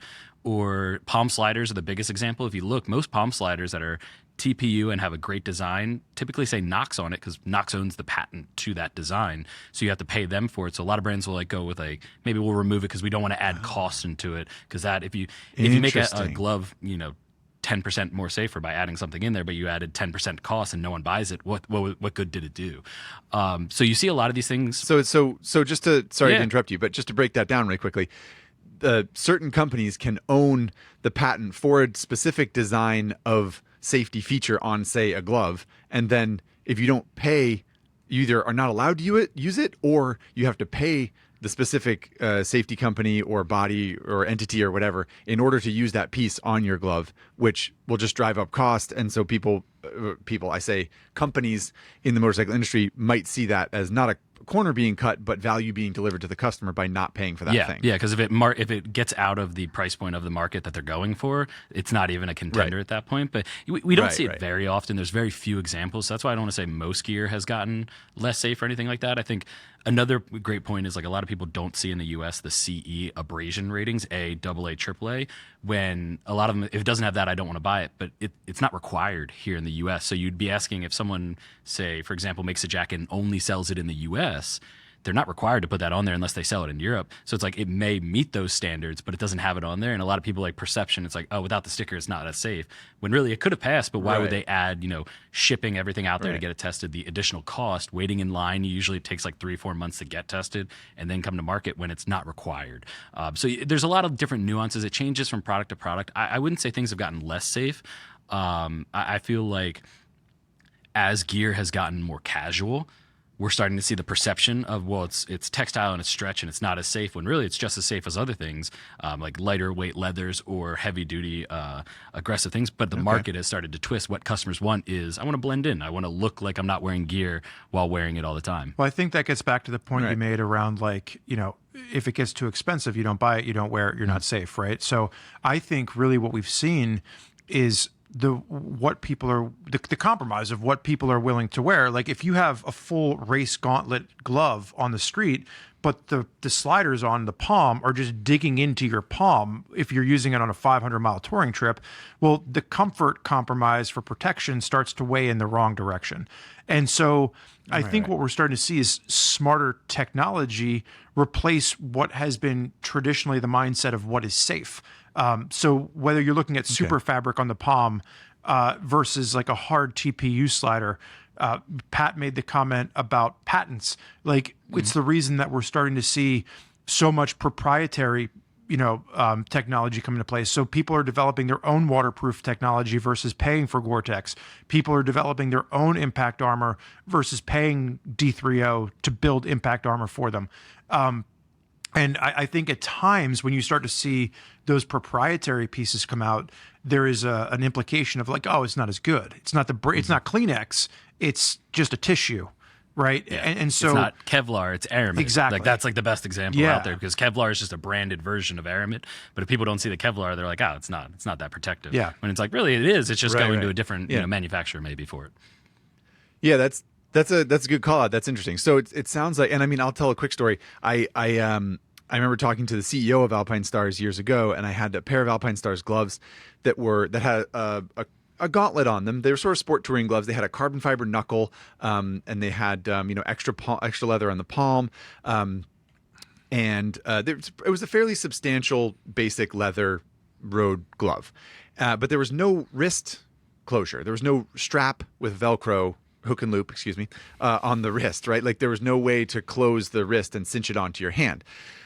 And I thought that's an odd thing to leave off a glove that has carbon fiber knuckles, for crying out loud. Like that sort of suggests that you're pretty serious about this ride, you're serious about the protection, but not having a way to close it onto your wrist is strange. And so I asked him, I said, why would a glove have those two things? It would have the sort of like the seriousness of the carbon fiber knuckles, but no wrist closure. And his answer was interesting, which was we find with customers that there is a barrier of entry to gear sometimes, like a literal, if I have to buckle that strap, that's a pain in my butt and I'm not going to do it. But I do want a protective glove, but I don't want to have to do that. And if it's the difference between having a wrist closure and not having a wrist closure, it can be the difference between wearing gloves and not wearing gloves. If you're riding your scooter down to downtown of whatever city you live in or something like that, and you're like, I don't want to deal with that thing, so I'm not. It sounds like really simplistic and kind of stupid to boil it down that much, but that was his impression based on what he's learned and what the company's learned over the years. And I thought that was an interesting call out as sort of, if you go too far, you can drive people away from gear, which is totally fair. And I would like to circle back now to what you just said, Spurge, which is that John's email about why are things like thin and the armor's not good and they don't have palm sliders on gloves, et cetera, et cetera. It seems like at least some of that is only perception. And the truth is that there is still protection that is as good or sometimes better, even though it doesn't seem like there is based on holding the garment or looking at it. Is that fair? Pat? Yeah, I totally think that's fair. And if a great example, and I love Alpine Stars just as a brand, but I especially love Gabriele, the CEO, and the son of the original founder. For those that don't know, if you ever go to a race, chances are he's there. It doesn't like any top tier racing system. The man is at every race every weekend around the world, and talking Supercross, MotoGP, NASCAR, Formula everything, 1, he's there. World Endurance. And he's talking to his racers. They always have someone behind the scenes talking to the racer, like, "What do you like about this product? Can we tweak it? Can we change it? What do you think?" So it's like just. I love and Gabriele. there's a good chance that he rode there on a motorcycle from a different country. Yes. Yeah. He has bikes all around the world that he just like hops on, gets off the airplane, and goes right to the race. So amazing thing. But the Super Tech gloves from Alpine Stars might be the best example. Where it's like if you look at them and you put them side by side with, say, their GP Pro R4 gloves, which is like the step down, the R4 gloves are actually beefier. They look gnarlier, and if you were like, this is the most expensive one, the Super Techs are actually the most technologically advanced, but Marquez didn't want a lot of the hard sections. He didn't want a lot of the hard armor, so he helped them develop new technology that went softer. So when you look at them side by side, it's like, this one's more protective, when really that's doing the MotoGP grid. And I don't know of many people that crash as much as Marc Marquez. So it's like, if there's anybody who can test it and make sure that it is out there, it's like, that's a great case example of it doesn't look as protective, but it is the best technology they could produce. And it's a $430 glove because it's right off of what his brainchild came up with. He talked to their designers. He made that product with them just to go really above and beyond. It'd be funny if Marquez was having a conversation with his friends and he's like, I do not know anyone that has more hockey injuries than that Pat McHugh. And that would be fair. I am very injury prone on ice, more so than motorcycles. I would love nothing more than if Marc Marquez was throwing shade at you, Pat. If he knew my name, I'd be happy with that. Yeah, fair enough. Okay, well, so on the topic, I'd like to pivot once more, if possible, to one of the final aspects of our conversation here. You brought up the sort of $400 and something road race glove, which is by all accounts, an extremely expensive glove, right? That's probably like the most expensive glove that you can get that doesn't have heating elements in it or batteries or something like that.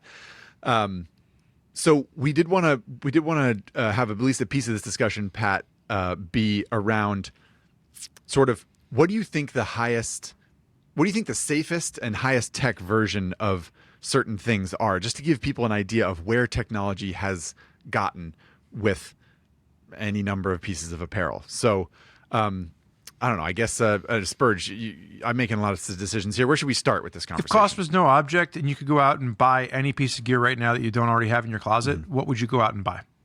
Oh, that is... Or like, and you didn't get gear for free from RevZilla. Yeah, that's the thing, because I have the biggest wardrobe probably here outside of Zach of most gear kind of running through. But sorry, I didn't mean to interrupt you, Zach. Go ahead.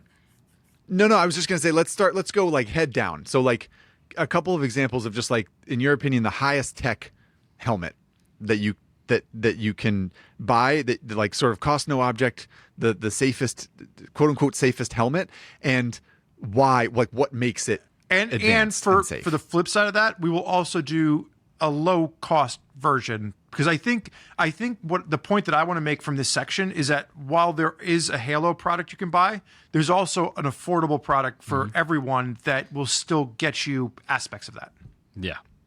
Kind of like my $1,400 Revit jacket with the shell that goes on the outside versus 27-year-old Zach commuting across San Francisco and just wearing a rain slicker over my mesh jacket. Yeah. There's like two different ways to skin the cat. So without further ado, no, Pat. and I mean, I don't want to be anticlimactic. It's like it's so hard to choose it because again, every segment has its own thing that I'd say like, oh, if I was going to the track, I'd wear that. If I was riding on the street, I'd wear that. And it all comes down to what each rider needs. Excuse me, based on like what their again, Spurgeon won't wear things with thermal underneath it, but he'd rather throw like a thermal over top if he really needs it, if it's that cold. Everybody comes up there. But if money was no object, I mean, looking at a helmet, the Alpinestars SR10 is probably my go-to right now. And again, it's replaced my helmets across the board when I can get back to riding as my daily rider, just because it's FIM. It has really cool adjustability on the inside. It has its own version of MIPS basically built into the liner. But I would say more looking at it from a features wise, something that has DOT, EC, and FIM would be like top tier helmet from me. And to be clear, this is FIM certification of the helmet, which we sort of talked about before. Yeah. And then MIPS you mentioned is a multi-impact protection system, I believe, something like that. So it's a anti-rotational or rotation protection within the helmet, which allows your head to rotate within the shell of the helmet and not transfer as much of that to your brain. Yeah, and for anybody watching at home, it's very similar, or listening at home, it's very similar to like what we said with Kevlar and Aramid. That's the most popular brand name. MIPS is the most popular brand name when it comes to rotational impact, but there's others out there, like Fly has Rheon in their helmet, which is an awesome design. Fox used to have fluid inside, which I think MIPS actually acquired to start incorporating that into it. Alpinestars uses their own proprietary. So, and 60 is the one I know, Zach, that you've known for the longest and you've sworn by for a few years too. It's like anything that helps the brain move a little bit inside the helmet and your head move inside the helmet helps absorb some of those impacts. So it's not just heavy duty shell protecting it. It's something that adds rotational in there. So any helmet that has a great shell penetration, shell impact protection, an EPS liner or a liner there, which again, EPS is to me is very archaic technology, but it's what we have right now. But something that's adding in impact protection, adding in rotational, and also comfort. Because again, if you're focusing on how uncomfortable your helmet is, what's the point of wearing it? Because you're just more distracted on the road than more paying attention to the other cars. Yeah, I think from an off-road perspective too, you mentioned EPS being an archaic technology. I think Bell deserves a shout out. Like looking at something like the Bell Moto 10 with MIPS, for the off-road side of things, like they've developed like actual new shell technology in ways that I think is surpassing what has been the industry standard for so long. So when you're looking at like top tier helmets and you're talking about the off-road segment, like the Bell Moto 10 with MIPS is, an $850, $900 helmet, depending on which one you're looking at. But it's really incorporating so many different pieces of evolution into what that helmet is. Yeah, and there's all these different features that you can look at, and each segment has its own. That's what it's like. Look for something more. If you're just looking at a helmet, like see what's out there that might be pushing the limits on the interior, on the exterior, and creature comforts. And like to me, that's the top tier right now. It's the Alpinestars. I do also wear the Bell Moto 10. I've actually crashed quite a few times in that helmet in my races. He crashes almost as often as Marquez, everybody. Exactly. I could probably give Marquez a run for his money, especially off-road. But yeah, that's like I look for something a little bit more than just impact, a little bit more than just EPS in it. Because again, I mentioned it earlier, like EPS, if you think of it, it's just styrofoam. And I think that's going to be the biggest thing coming in the future is with ice hockey, and we kept talking about my injury, there's a $600 3D mesh, 3D printed interior helmet out there. It's like $600, most expensive hockey helmet you can get. And it's multiple impacts. It looks like, if you looked at it, it looks like 3D foam. You can see right through it. There's D3O on the backside of it. And then you look at motorcycling, and it's just this styrofoam on the inside, a variation of styrofoam. We saw Koroyd a few years ago. Spurgeon, I know you used that. Yeah, out of Climb was using that. I think like they were an early adopter. I really think the next big chunk and big wave coming would probably be an EPS update. And other companies just like, let's try it. Let's see what the next thing is. Right. Well, we're gonna try to hold gear innovations for the final part of our conversation, but I appreciate you. No, it's okay, it's good. Well, that's a pretty good rundown. So I guess to sort of move down the list here. I'm curious about. I feel like we've covered this to some extent, so we probably don't need to dive into it too deeply, but a jacket like a price no object safest jacket you can get, I assume, is one that includes an airbag. But what would your recommendation be at this point in time? Like a specific product, or like what would I look for features wise? Yeah, it can be either or. If there's a real standout product, you can call it out. But mostly like what could people be looking for that's really sort of top of the line? If you're looking for something that's like, it's got everything for, say, road riding, like CE Level 2 armor is, to me, key for a jacket, a lot of stretch, a lot of breathability if you're riding in that sector. But CE AA, like CE AA abrasion resistance and CE Level 2, to me, is like, that's good enough for most people out there. CE AAA abrasion resistance gets really rough, gets really uncomfortable. Just because you're beefing up the technology. So if you're looking at AA, CE Level 2 armor, Alpine Stars has the one that we were talking about before that you're trying to get for an upcoming launch is the GP Pro or the GP Plus R V4 Ride Knit. Has cool technology, has all those things, has CE AA, has a little bit of leather, but I'm also a textile and mesh rider. So it's like I don't wear leather because, again, I'm a bigger guy. It gets super uncomfortable in the hotter days. So I go with like mesh or anything. So yeah, I'd say AA and CE2 armor and a back protector, and you should be good. Add an airbag if you really want to beef it up even more than that. And it's funny because like Pat mentioned stretch, and it's something we really haven't talked about, but I think it plays back into the the email from the listener from John that we had talked about, where it's like so much of this gear. Like one of my favorite jackets is the Climb Baja 4 or S4. I think is this. The S is like a 4-way stretch, is what the name stands for. And like, the gear has gotten so comfortable where it's beefy enough that if I were to go down on the road and slide across the road, I'd feel very comfortable. I'd feel very protected. But from a comfort standpoint, it offers a full range of motion. So when you are looking at whether it's a $1,200 jacket or a $400 jacket, looking at where that stretch is coming into play and keeping in mind that just because the stretch is in there, it doesn't mean that the jacket's any less safe because your impact zones are still covered, but they're incorporating stretch in a way that helps with breathability, helps with range of motion, helps with comfort. And, we talked a lot about, what's the step of you going from your bed to your garage and getting on a motorcycle and the steps in between. If you're putting on a jacket that weighs 10 pounds and is uncomfortable, that might be a step that impedes you from wanting to do that. So I think comfort is one of those real things to keep an eye out for. Yeah, that's fair. And Zach, to actually include you, because I don't know if this was probably pre your time around here. We used to have an old saying, is like the most protective gear is whatever you're going to put on for your ride. If something is so uncomfortable that you get into the garage and you're like, I don't want to put that on. I'm just going, 30 minutes and then back. It's like, then it's not very protective. It's something you got to add in. It's something that's kind of more of a nuisance. Yep. So I 100% agree. It's really whatever you're going to wear is going to be the most protective, and then you can start building off of that.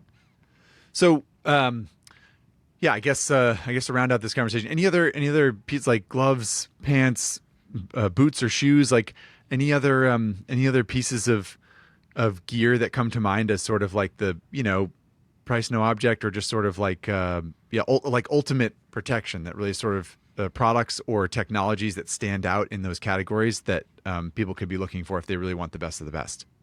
Not necessarily. I'd say like with boots, gloves, and pants, the most comfortable piece is going to be the best option for you, because again, I think that's where you interact with the bike the most. Your helmet kind of protects the thing that's thinking the whole time, whereas boots, pants, and gloves interact the most with the motorcycle. So like comfort is, to me, key there. But we mentioned it earlier, palm sliders are, to me, like I don't consider a glove without palm sliders. If it doesn't have a fully covered outer seam running down the outer glove, I don't even consider the glove, because if you think probability wise, you're most likely to put your palms down on the ground or hit the side of your hand. And it's like, so protecting those is, to me, paramount.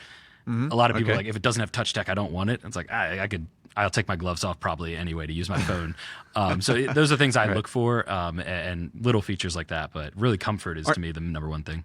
Aren't there pants with airbags built in? Is that true or no?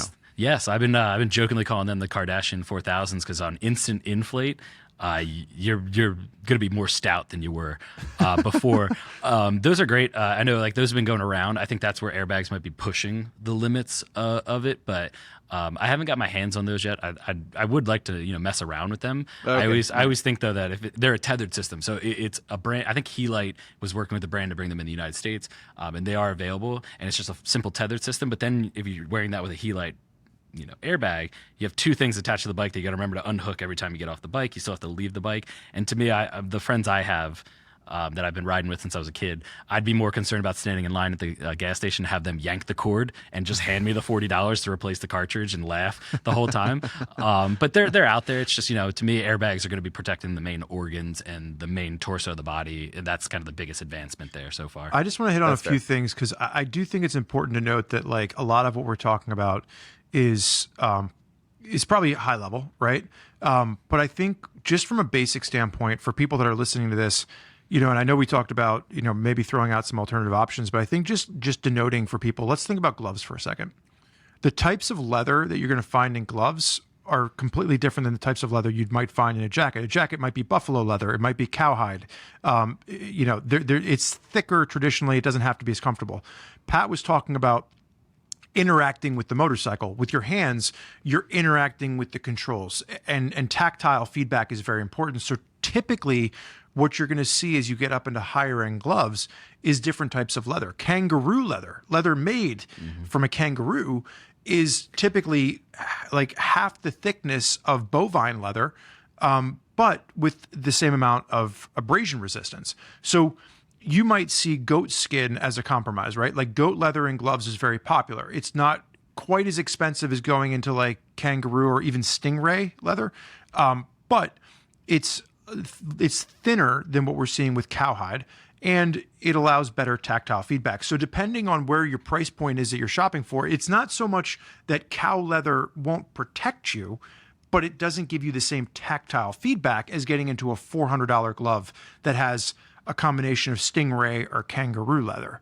So for me, I really like a thin glove, one that doesn't impede the feel and the flexibility and the comfort of using the controls. So if you're going to spend a lot of money on gloves, getting something with kangaroo or stingray, I think is pretty interesting. And a lot of people don't realize that when we're talking about leather, so many different types of leather from different types of animals. The other piece is we talk about footwear, bracing protection, right? And this is going to be something for off-road or for on-road. When you're getting up into like high-end track boots for on-road or even off-road boots, something with a dual hinge system, which allows for comfort, which allows you to walk around and still have that full range of motion, but it won't allow for the flexibility that could compromise your ankle. I think that's what I'm looking for when you get up into the highest end of protection. And then for those people that are on a bit more of a budget, you might not be able to find a dual axle system, but you might be able to find a single brace on the outside, not on the inside. So there's different compromises of like, okay, I only have $250 to spend on footwear, $300 to spend. You might not be able to find a dual hinge system for that price, but you might be able to find one with a single hinge system. So I think for myself, looking at those aspects of it is where my mind kind of gravitates towards. Yeah. And also understanding that with motorcycling, like with cars and auto racing, a crash is very predictable. If you're in a rig, if you're in a 6-point harness in a car, you're pretty much going to hit side to side and forward back. In a motorcycle, it's all over the place. How you're going to crash is so unique that like we swear by knee braces for off-road, and then you look at the supercross guys and they're typically just wearing knee guards because they know that at a certain point, if you're just getting like your foot is completely built into a brace system, your knee's built into a brace system, the energy is just going to transfer up and maybe hurt your hip, whereas the other things are easily mendable. So you see these little variations, and Bobby, who used to work in our showroom, who's like the quintessential 70s like GP racer, long hair, limping from a crash from years ago, swears by the track whenever ride on the street. He used to say, it's like, tell me exactly how you're going to crash and I'll tell you exactly what to wear. Because you could crash and only hit your head. Then it's like, yeah, then a helmet is fine. That's where you have these anecdotes like, I don't wear a jacket and I've crashed a million times and I'm fine. It's like, you're very lucky statistically. Right. It's these little things. It's like, so just shopping for what's comfortable for you, what's in your price range, and finding the features that are important to you. Because if you got a bum shoulder, protecting your shoulder is pretty important. If you're like Spurgeon, you got a bum knee, and you're like me that has a bum knee, protecting your knees is critical in those scenarios. Just finding what's right for you. Do you wish you were wearing your knee braces when you were playing hockey that day? Looking back on it, probably it wouldn't have helped with my weight and a 210-pound, very drunk man's weight landing on top of my knee. I don't think it would have helped, but I mean, it might. Couldn't have hurt. That's the thing. Yeah, exactly. Well, yeah, that's the next innovation is motorcycle gear on the hockey rink for Pat. I guess the last thing that I wanted to touch on here, which Pat sort of astutely started talking about earlier with regard to helmet technology and EPS line, expanded polystyrene in helmets, and how that kind of styrofoam in helmets is a little bit archaic and could probably use some advancement. And there are other materials that have been tested and tried, and that's a place where helmets could get better in the future. Are there any other places in the world of gear that that we feel like there's room to improve, and it seems like there's a technology, or there's stuff waiting in the wings to make those pieces of gear better? Yes, I think there's quite a few areas, and I think in gear, like when I say gear, like jackets, pants, I think we're going to see a huge twist into more casual in the U.S. Casual looking, but very protective. I mean, if you think even riding jeans is only like, I mean, it's really been a segment for 10, 15 years now. It's been booming. Riding shirts has taken off in the past 5 years. Like this technology that is as protective as some leathers, but looks like your average, flannel shirt. So I think more of that casual look, especially here in the U.S., is going to really start gaining momentum and changing maybe other areas that we don't know of. Well, look at the Tech 3 as an example of that, right? Like we know that Harley Davidson just announced an airbag leather vest, right? And so we're also seeing Alpine Stars play into that realm with the Tech Air 3, and there's a denim version and a leather version. And then there's like a Carhartt looking like a brown Carhartt vest looking thing. Yeah, it's one of those ones where you're gonna see it even with the airbag technology that we're talking about, where it looks just like a casual piece, but it's ultimate safety. Yeah, and it's funny. I was at EICMA in Milan, which is, for those of you who aren't aware, it's one of the biggest motorcycling gear expos in the world, and motorcycles themselves out in Milan. It happens every year, and out there, it's the conversation. It seems like is steering towards. It seems like Europe might get into where airbags are more of a mandatory thing while riding. And I talked to a lot of people and like, get ready, the US is coming. It's like, well, we're focusing on like helmet laws first, and then maybe in the future airbags will be a conversation. But airbags themselves just advancing and advancing, because if you look, say, 5, 6, 7 years ago, it was track oriented. And then we saw it switch to the street, and now we're seeing off-road, and it's like FIM is very heavy in mandating MotoGP riders all have to wear airbags when they're racing. Right. FIM also controls MXGP, which is the European, say, Supercross. That airbags are going to be a conversation there, where like you could probably start seeing some riders testing things and teasing things and getting it ready there. It's like, and then they also help now control Supercross and the outdoor circuit. So we might see something coming in that direction. So it's like airbags is the biggest one I think that has the most eyes on it right now, because it is relatively the newest version to get innovated, but it's like that hasn't stopped. I mean, every month it seems like I'm getting another call about a new airbag technology coming out, and it's innovated. We're coming out with another version, so it's like that's nonstop. That's continuously going. But gear wise, I think it's going to be more casual looking for those that don't want to look like they're wearing an Aerostitch. And nothing against Aerostitch, was like that. I think age group is starting to move out and move up. If Ari Henning were here right now, he would smack you across the mouth. He might sneak up on me in the studio. I have to watch for him. I think that's a great place to kind of wrap this, is the fact that like it is an amazing time to be a motorcyclist from a safety perspective. I think that we are seeing no shortage of innovation. I want to just back up for 1 second in the fact that we had talked about the high end of helmets, when we just did the previous question around, what's the top tier thing you can get. There's a slew of entry level helmets. The Bell Qualifier with MIPS, right, is sub $300. You have Sedici that just launched the Strata 3, where you can pick: do you want an ECE helmet? Do you want a Snell rated helmet? Like, choose your own path to safety. We talked about Icon and really what they're doing and what they're innovating with at a sub $300 price point. Pat and I did a video, shameless plug, which was best helmets under $300, and we picked our top 5 helmets. We did a live video on YouTube, and we had a conversation with the audience around like, you don't have to spend more than $300 and you can get a pretty great helmet. And I think that's really the key to what I'm excited about with the future, where if you want to go spend $1,500 on a Halo product, there's a ton of Halo products out there that you can choose from, and it's exactly what you want. You can fine tune, this is the one that I want because it does just this thing. Or for those of you that are looking to put a whole outfit together for $1,000 head to toe, there's a lot of great options to pick from, and they're only getting better with every passing season, which is cool. Yeah. Yeah, I especially like if Scorpion to me has been a great example of like if all these MotoGP helmets and they're right off the grid. There's all this high tech. Usually you think $600, $700, $800.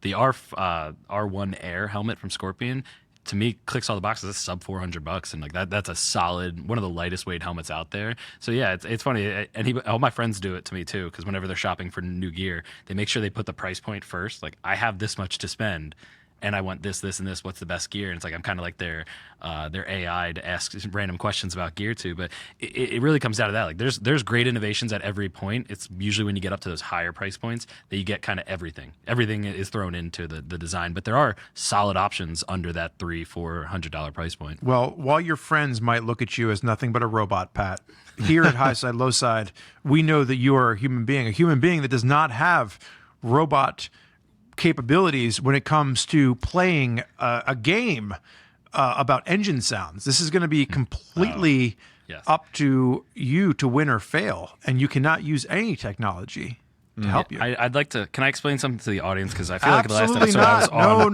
No. I just wanted to. I know motorcycle gear. Bikes, put me on any bike, I'll ride it. I think the best example was Spurgeon gave me the keys to the Tiger at the last Get On Adventure Fest, and I think he just saw dust as I peeled off into the sunset. I don't know much about motorcycles, sounds, engine-wise, especially compared to my company at present. I know gear, so I'm going to give it my best try, but I am not the engine sound expert over here. That's okay. That's okay. It's rare that there's a grand success in the engine sound guessing game, and you won't be if you completely fall on your face here, you won't be alone in the mud. So yeah, that's just softening the blow. Thank you very much. I appreciate that. Well, yeah, I think without further ado, Spurge, are we ready to dive in here? I think we've wrapped up the conversation around gear. I think there's always more sort of avenues to explore when it comes to that kind of thing. But I appreciate you taking the time to talk through this stuff, Pat. And I think that I like to think that the audience learned a few things. I know I did about what's available, what's coming, and what people should be looking for in general. Yeah, I would say tentatively, you can mark your calendars. Pat and I have been trying out some live discussions with the YouTube audience. So our next one will be tentatively scheduled for June 5th, barring any unforeseen recovery issues from Pat's knee. But we're going to be doing a live discussion about best of airbag technology. So if you feel like we didn't get into it enough today, we're gonna take a deep dive just in airbags in a live conversation. You can come, you can type out your comments live, and Pat and I are going to do that. I believe we're aiming for 7 p.m. Eastern time to have that discussion. But I think it's time to get on to the engine sound guessing game, which for those of you that are just joining us for the first time on High Side, Low Side, we play an engine sound. Zach and I have no idea what the engine sound is. Only producer Chase has an idea. You get to scream out answers at home and play along with us. We have 2 hints that we will discuss before we reveal the final answer, and we'll see which of the 3 of us is right, and maybe one of you at home is better than us as well. That's right. Okay, so let's fire up this engine sound, and as usual, shout it out if you know it.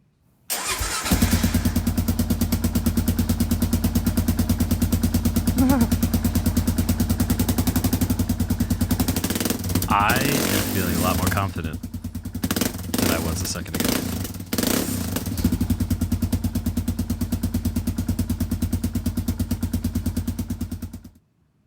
Maybe not.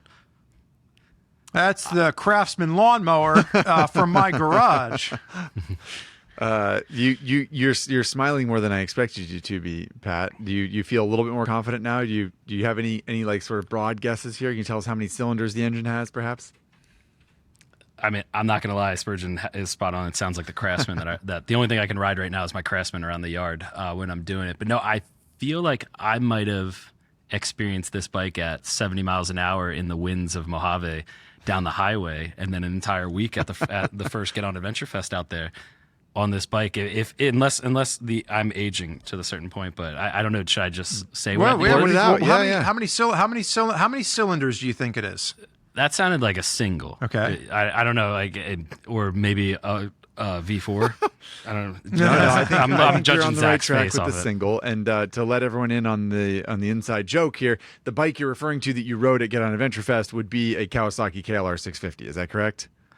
KLR 650, the go ahead, I'll catch up bike of everybody's dreams that can travel the world. That's going to be my guess, is the KLR 650. And that is a large single cylinder 650 motorcycle. Right. So Unusual what sport about you, nature. Spurge? You got any other? I think that's a pretty good guess. Do you have any other? Do you have any guesses, Spurge? I was leaning, not that it's worldly different, but I was leaning more towards like a DR 650. Okay, yeah. KLR 650 is a great Right, guess, but like a big single cylinder engine is where my head So is you've at. got a Definitely an exhaust on it. Yeah, it did sound like it had an exhaust. So you got your Kawasaki KLR 650, you got your Suzuki DR 650, you got your Honda XR 650 or XR 600. Yeah, these sort of like big dual sport off-road motorcycle, single cylinder. I think let's get a hint. I think we're on the right track here. All right, so the hint is carbureted single cylinder motorcycle. Okay. Now, what we like to do for the audience, we're going to play this sound one more time and come back and discuss why we now know it is not the bike that Pat rode at Get On Adventure Fest, because that was fuel injected. But let's listen one more time.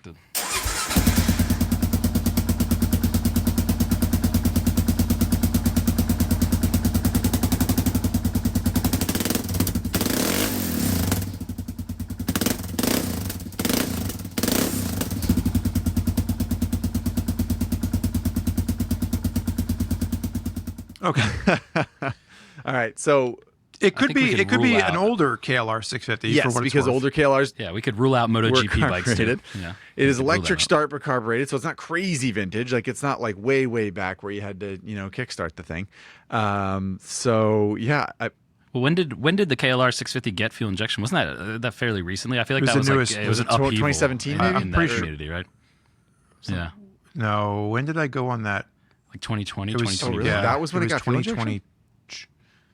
Yeah, because I mean the whole industry or the whole fan base thought it was. I could be horribly wrong on that. blasphemous. It might have been. I remember the one that I rode down in New Mexico. Like there was a lot of change. Okay. And for some reason, I'm pretty sure that was the first. I'm pretty sure that was the first fuel injected KLR. I mean, is anybody using a modern single cylinder that would sound that big with carbureted still off the the show? XR Honda? 650 might be carbureted still.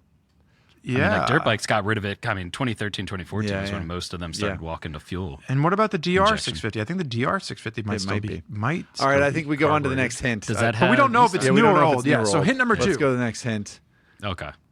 Okay, this model was manufactured for over 3 generations. That's 30 years. This example is a second gen. That could be the KLR 650. I feel a little bit more confident in that guess now. Yeah, because that's That could be it. That's about how old that bike is. I mean, it's no, So like, is the super XR carbureted. 650 from Honda, and I'm pretty sure DR 650 is But just were as there old. 3 generations of those bikes? Like how many? Which generation of? Are there more than 3 generations of KLR at this point? I feel like there might be. Whatever, it doesn't matter. It sounds like Doesn't we're matter. all on the same page here. It's a big single from. We're all winners from today. Japan, we think. Drum roll, please, Spurge. What's the answer here? The answer is a 2009 Kawasaki There we KLR go. 650, sourced from Patrick, not to be confused with Pat McHugh.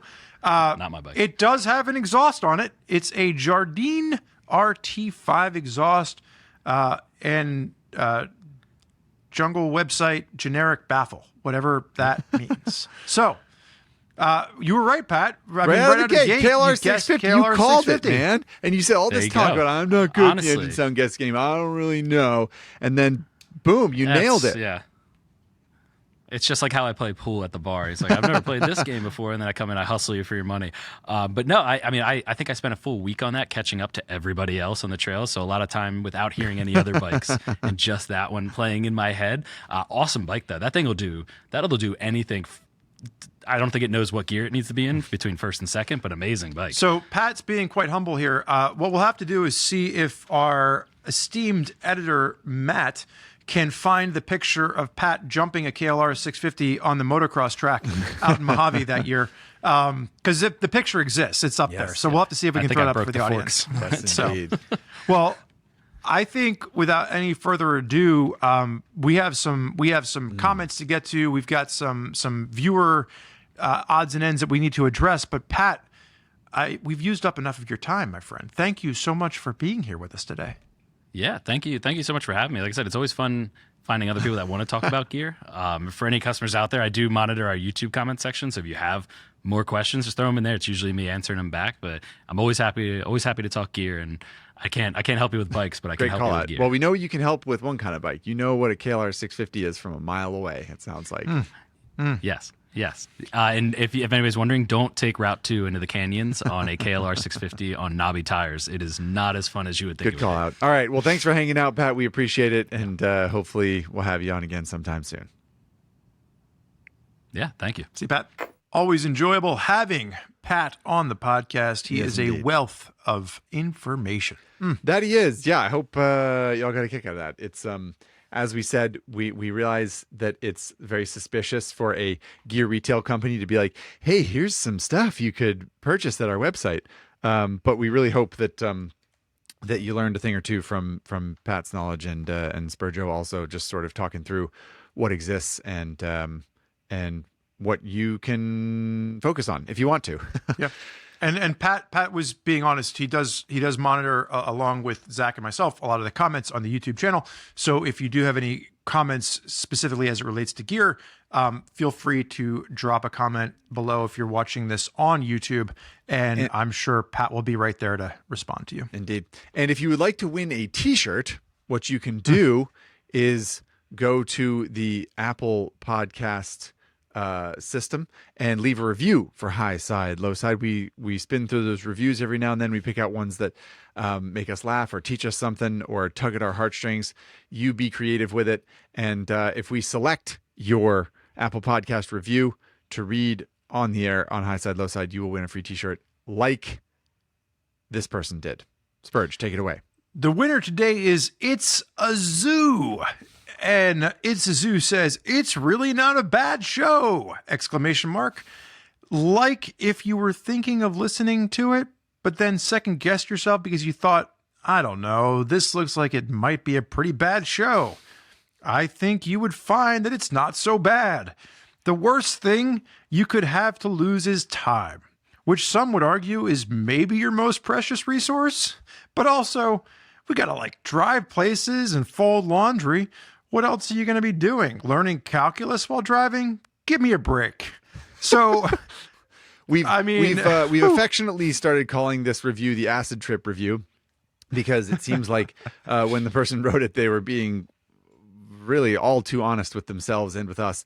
But we appreciate that very much. The upshot is sort of like, you might be thinking that it's whatever, I'm not going to listen to that because that thing would kind of stink. But, actually, it's not that bad. And come on, we all need to kill time every now and then.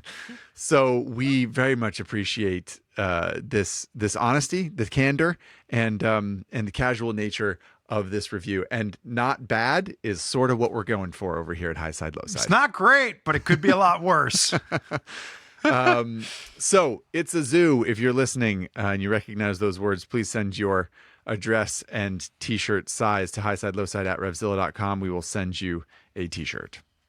Alrighty. So the final comment of the day comes in from an email from Austin and sent us a picture. And this kind of, Zach and I picked this because it alludes to what our next episode will be about. Indeed. The email from Austin says, "I immediately thought of the Turbo Motorcycles episode when I saw this for sale near me. What is in the picture, Zach?"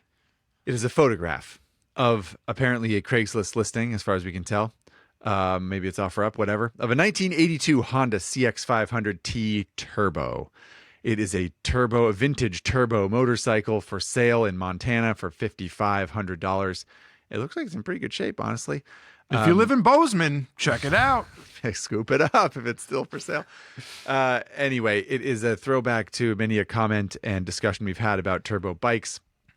And as Purge said, it is a reference to what the second to last episode of this season will be, right? Patrick Garvin is our guest. we're using imaginary money, just like Monopoly, to turn the three of us, Zach, Patrick, and myself, loose on Craigslist to see what deals are to be had. Indeed. And I don't want to give it away, but we found some great motorcycles used. And if we're not buying them, somebody out there should. So hopefully you all tune in next time. Indeed. And I misspoke. It's not the second to last. It's whatever. It's the third, fourth to last episode. I got whatever confused the in my one head. is that comes after this one is It's the the episode one where it is. we I dive believe into it's Craigslist and we go episode 9. shopping. Yeah. So sorry for that misinformation there. But yes, we're going on a Craigslist shopping spree in the next episode. We're very excited. We hope that you'll join us. And I think that brings us to the usual outro for High Side, Low Side here, Spurge. Please leave a comment on YouTube. They are monitored by Pat, as he mentioned, and our producer, Chase. Please send your comments and your engine sounds. If you would like to submit one to highsidelowside at RevZilla.com. If you're going to submit an engine sound, just give the bike, start with it off, start it up, give it a couple revs, let it idle, and then shut her down. That's 20 to 30 seconds of audio if you do it right. And at this point, Spurge, I'd like to ask you, what's your big takeaway from today's episode? What's your big reflection? It's a great time to be a motorcyclist. I mean, whether it's, we've talked a lot this season about all the great motorcycles that are out there. We've talked a lot in this episode about all the amazing gear that's there to keep you safe. Whether that's, you want to go Halo and spend a lot of money, or you are, you're shopping more within a budget. There's a lot of great innovation happening in motorcycling in general, but that's not my takeaway. No. My takeaway is that Pat made a passing comment that he doesn't remember birthdays or anniversaries, but he remembers motorcycle gear. And that's simply not true, because I've come in many a birthday and Pat sat there with a little sign that just says happy birthday, Spurge. Or, he remembers, my anniversary for the first time that I met him. There's a lot of memory in that boy. And I think he was downplaying exactly how thoughtful of a coworker and friend he truly is. So that's my takeaway for the audience. That's your big takeaway. I like that. Right on. Yeah. Well, it stands to reason. What about yourself? Well, he has quite a brain for memorizing stuff about gear, so it makes sense that he would memorize or that he would remember a birthday or two. Maybe he doesn't remember his family's birthdays, but he remembers yours, Spurge, because you're closer than family. He also remembers his own, and if you forget his birthday, God help you, because he will remind you that it is his birthday. Well, my big takeaway for this episode was that he made. Speaking of Pat's passing comments, that could be its own podcast. He mentioned hockey helmet, an expensive hockey helmet that includes all these interesting materials and like ways to keep the human brain safe if it whacks its head on a on a sideboard or the ice while playing hockey. And that made me realize that there's just like so much interesting stuff going on in the world of safety. So I get a lot of Instagram messages from people who send me the video of like the airbag system for old people that they can wear, where if they tip over, the airbag goes off and it catches them, because it's kind of the same thing as a motorcycle airbag, right? It's like designed to know when you tip over and catch you if you fall. And I just think it's an interesting call out that the world around us, we can be very focused on motorcycle riding, motorcycle gear, motorcycle pastime in general, because that's what we're interested in and that's what we do a podcast about. But there's a wide world around us of innovations happening too, and that's an interesting thing to like. I never even thought about hockey helmet. Yeah. Never thought about that. So, but we there it is. We alluded, and I know that we're wrapping things up here, but we alluded to the Fort 9 episode of Ryan talking about how motorcycle armor is not necessary, and how he takes it out of his jacket. And there was a lot of controversy around that. There were a lot of comments from doctors on that content. But one of the things that I think I want to end on, and I think Ryan ended on it very poignantly, was he said, life is so beautiful that we have this immense instinct to just protect it. But it's important and imperative to remember to appreciate it. And I think that is really kind of the core of what we are all thinking about when we're talking about motorcycle apparel. And we were talking about that earlier in our own way about whatever level of safety you need to go out and enjoy the hobby of motorcycling is the acceptable piece for you. Whether it goes back to Missouri and I'm not wearing a damn motorcycle helmet, or if it's, Safety Steve wearing $5,000 worth of gear on a $3,000 Grom, right? Like there's a fluctuating piece here. The important thing is for so many of us, getting out and riding a motorcycle is the way that we appreciate living, right? And so if anything that we've talked about today can help you appreciate that a little bit more, that's the real takeaway. It's not go out and buy a piece of gear at RevZilla.com.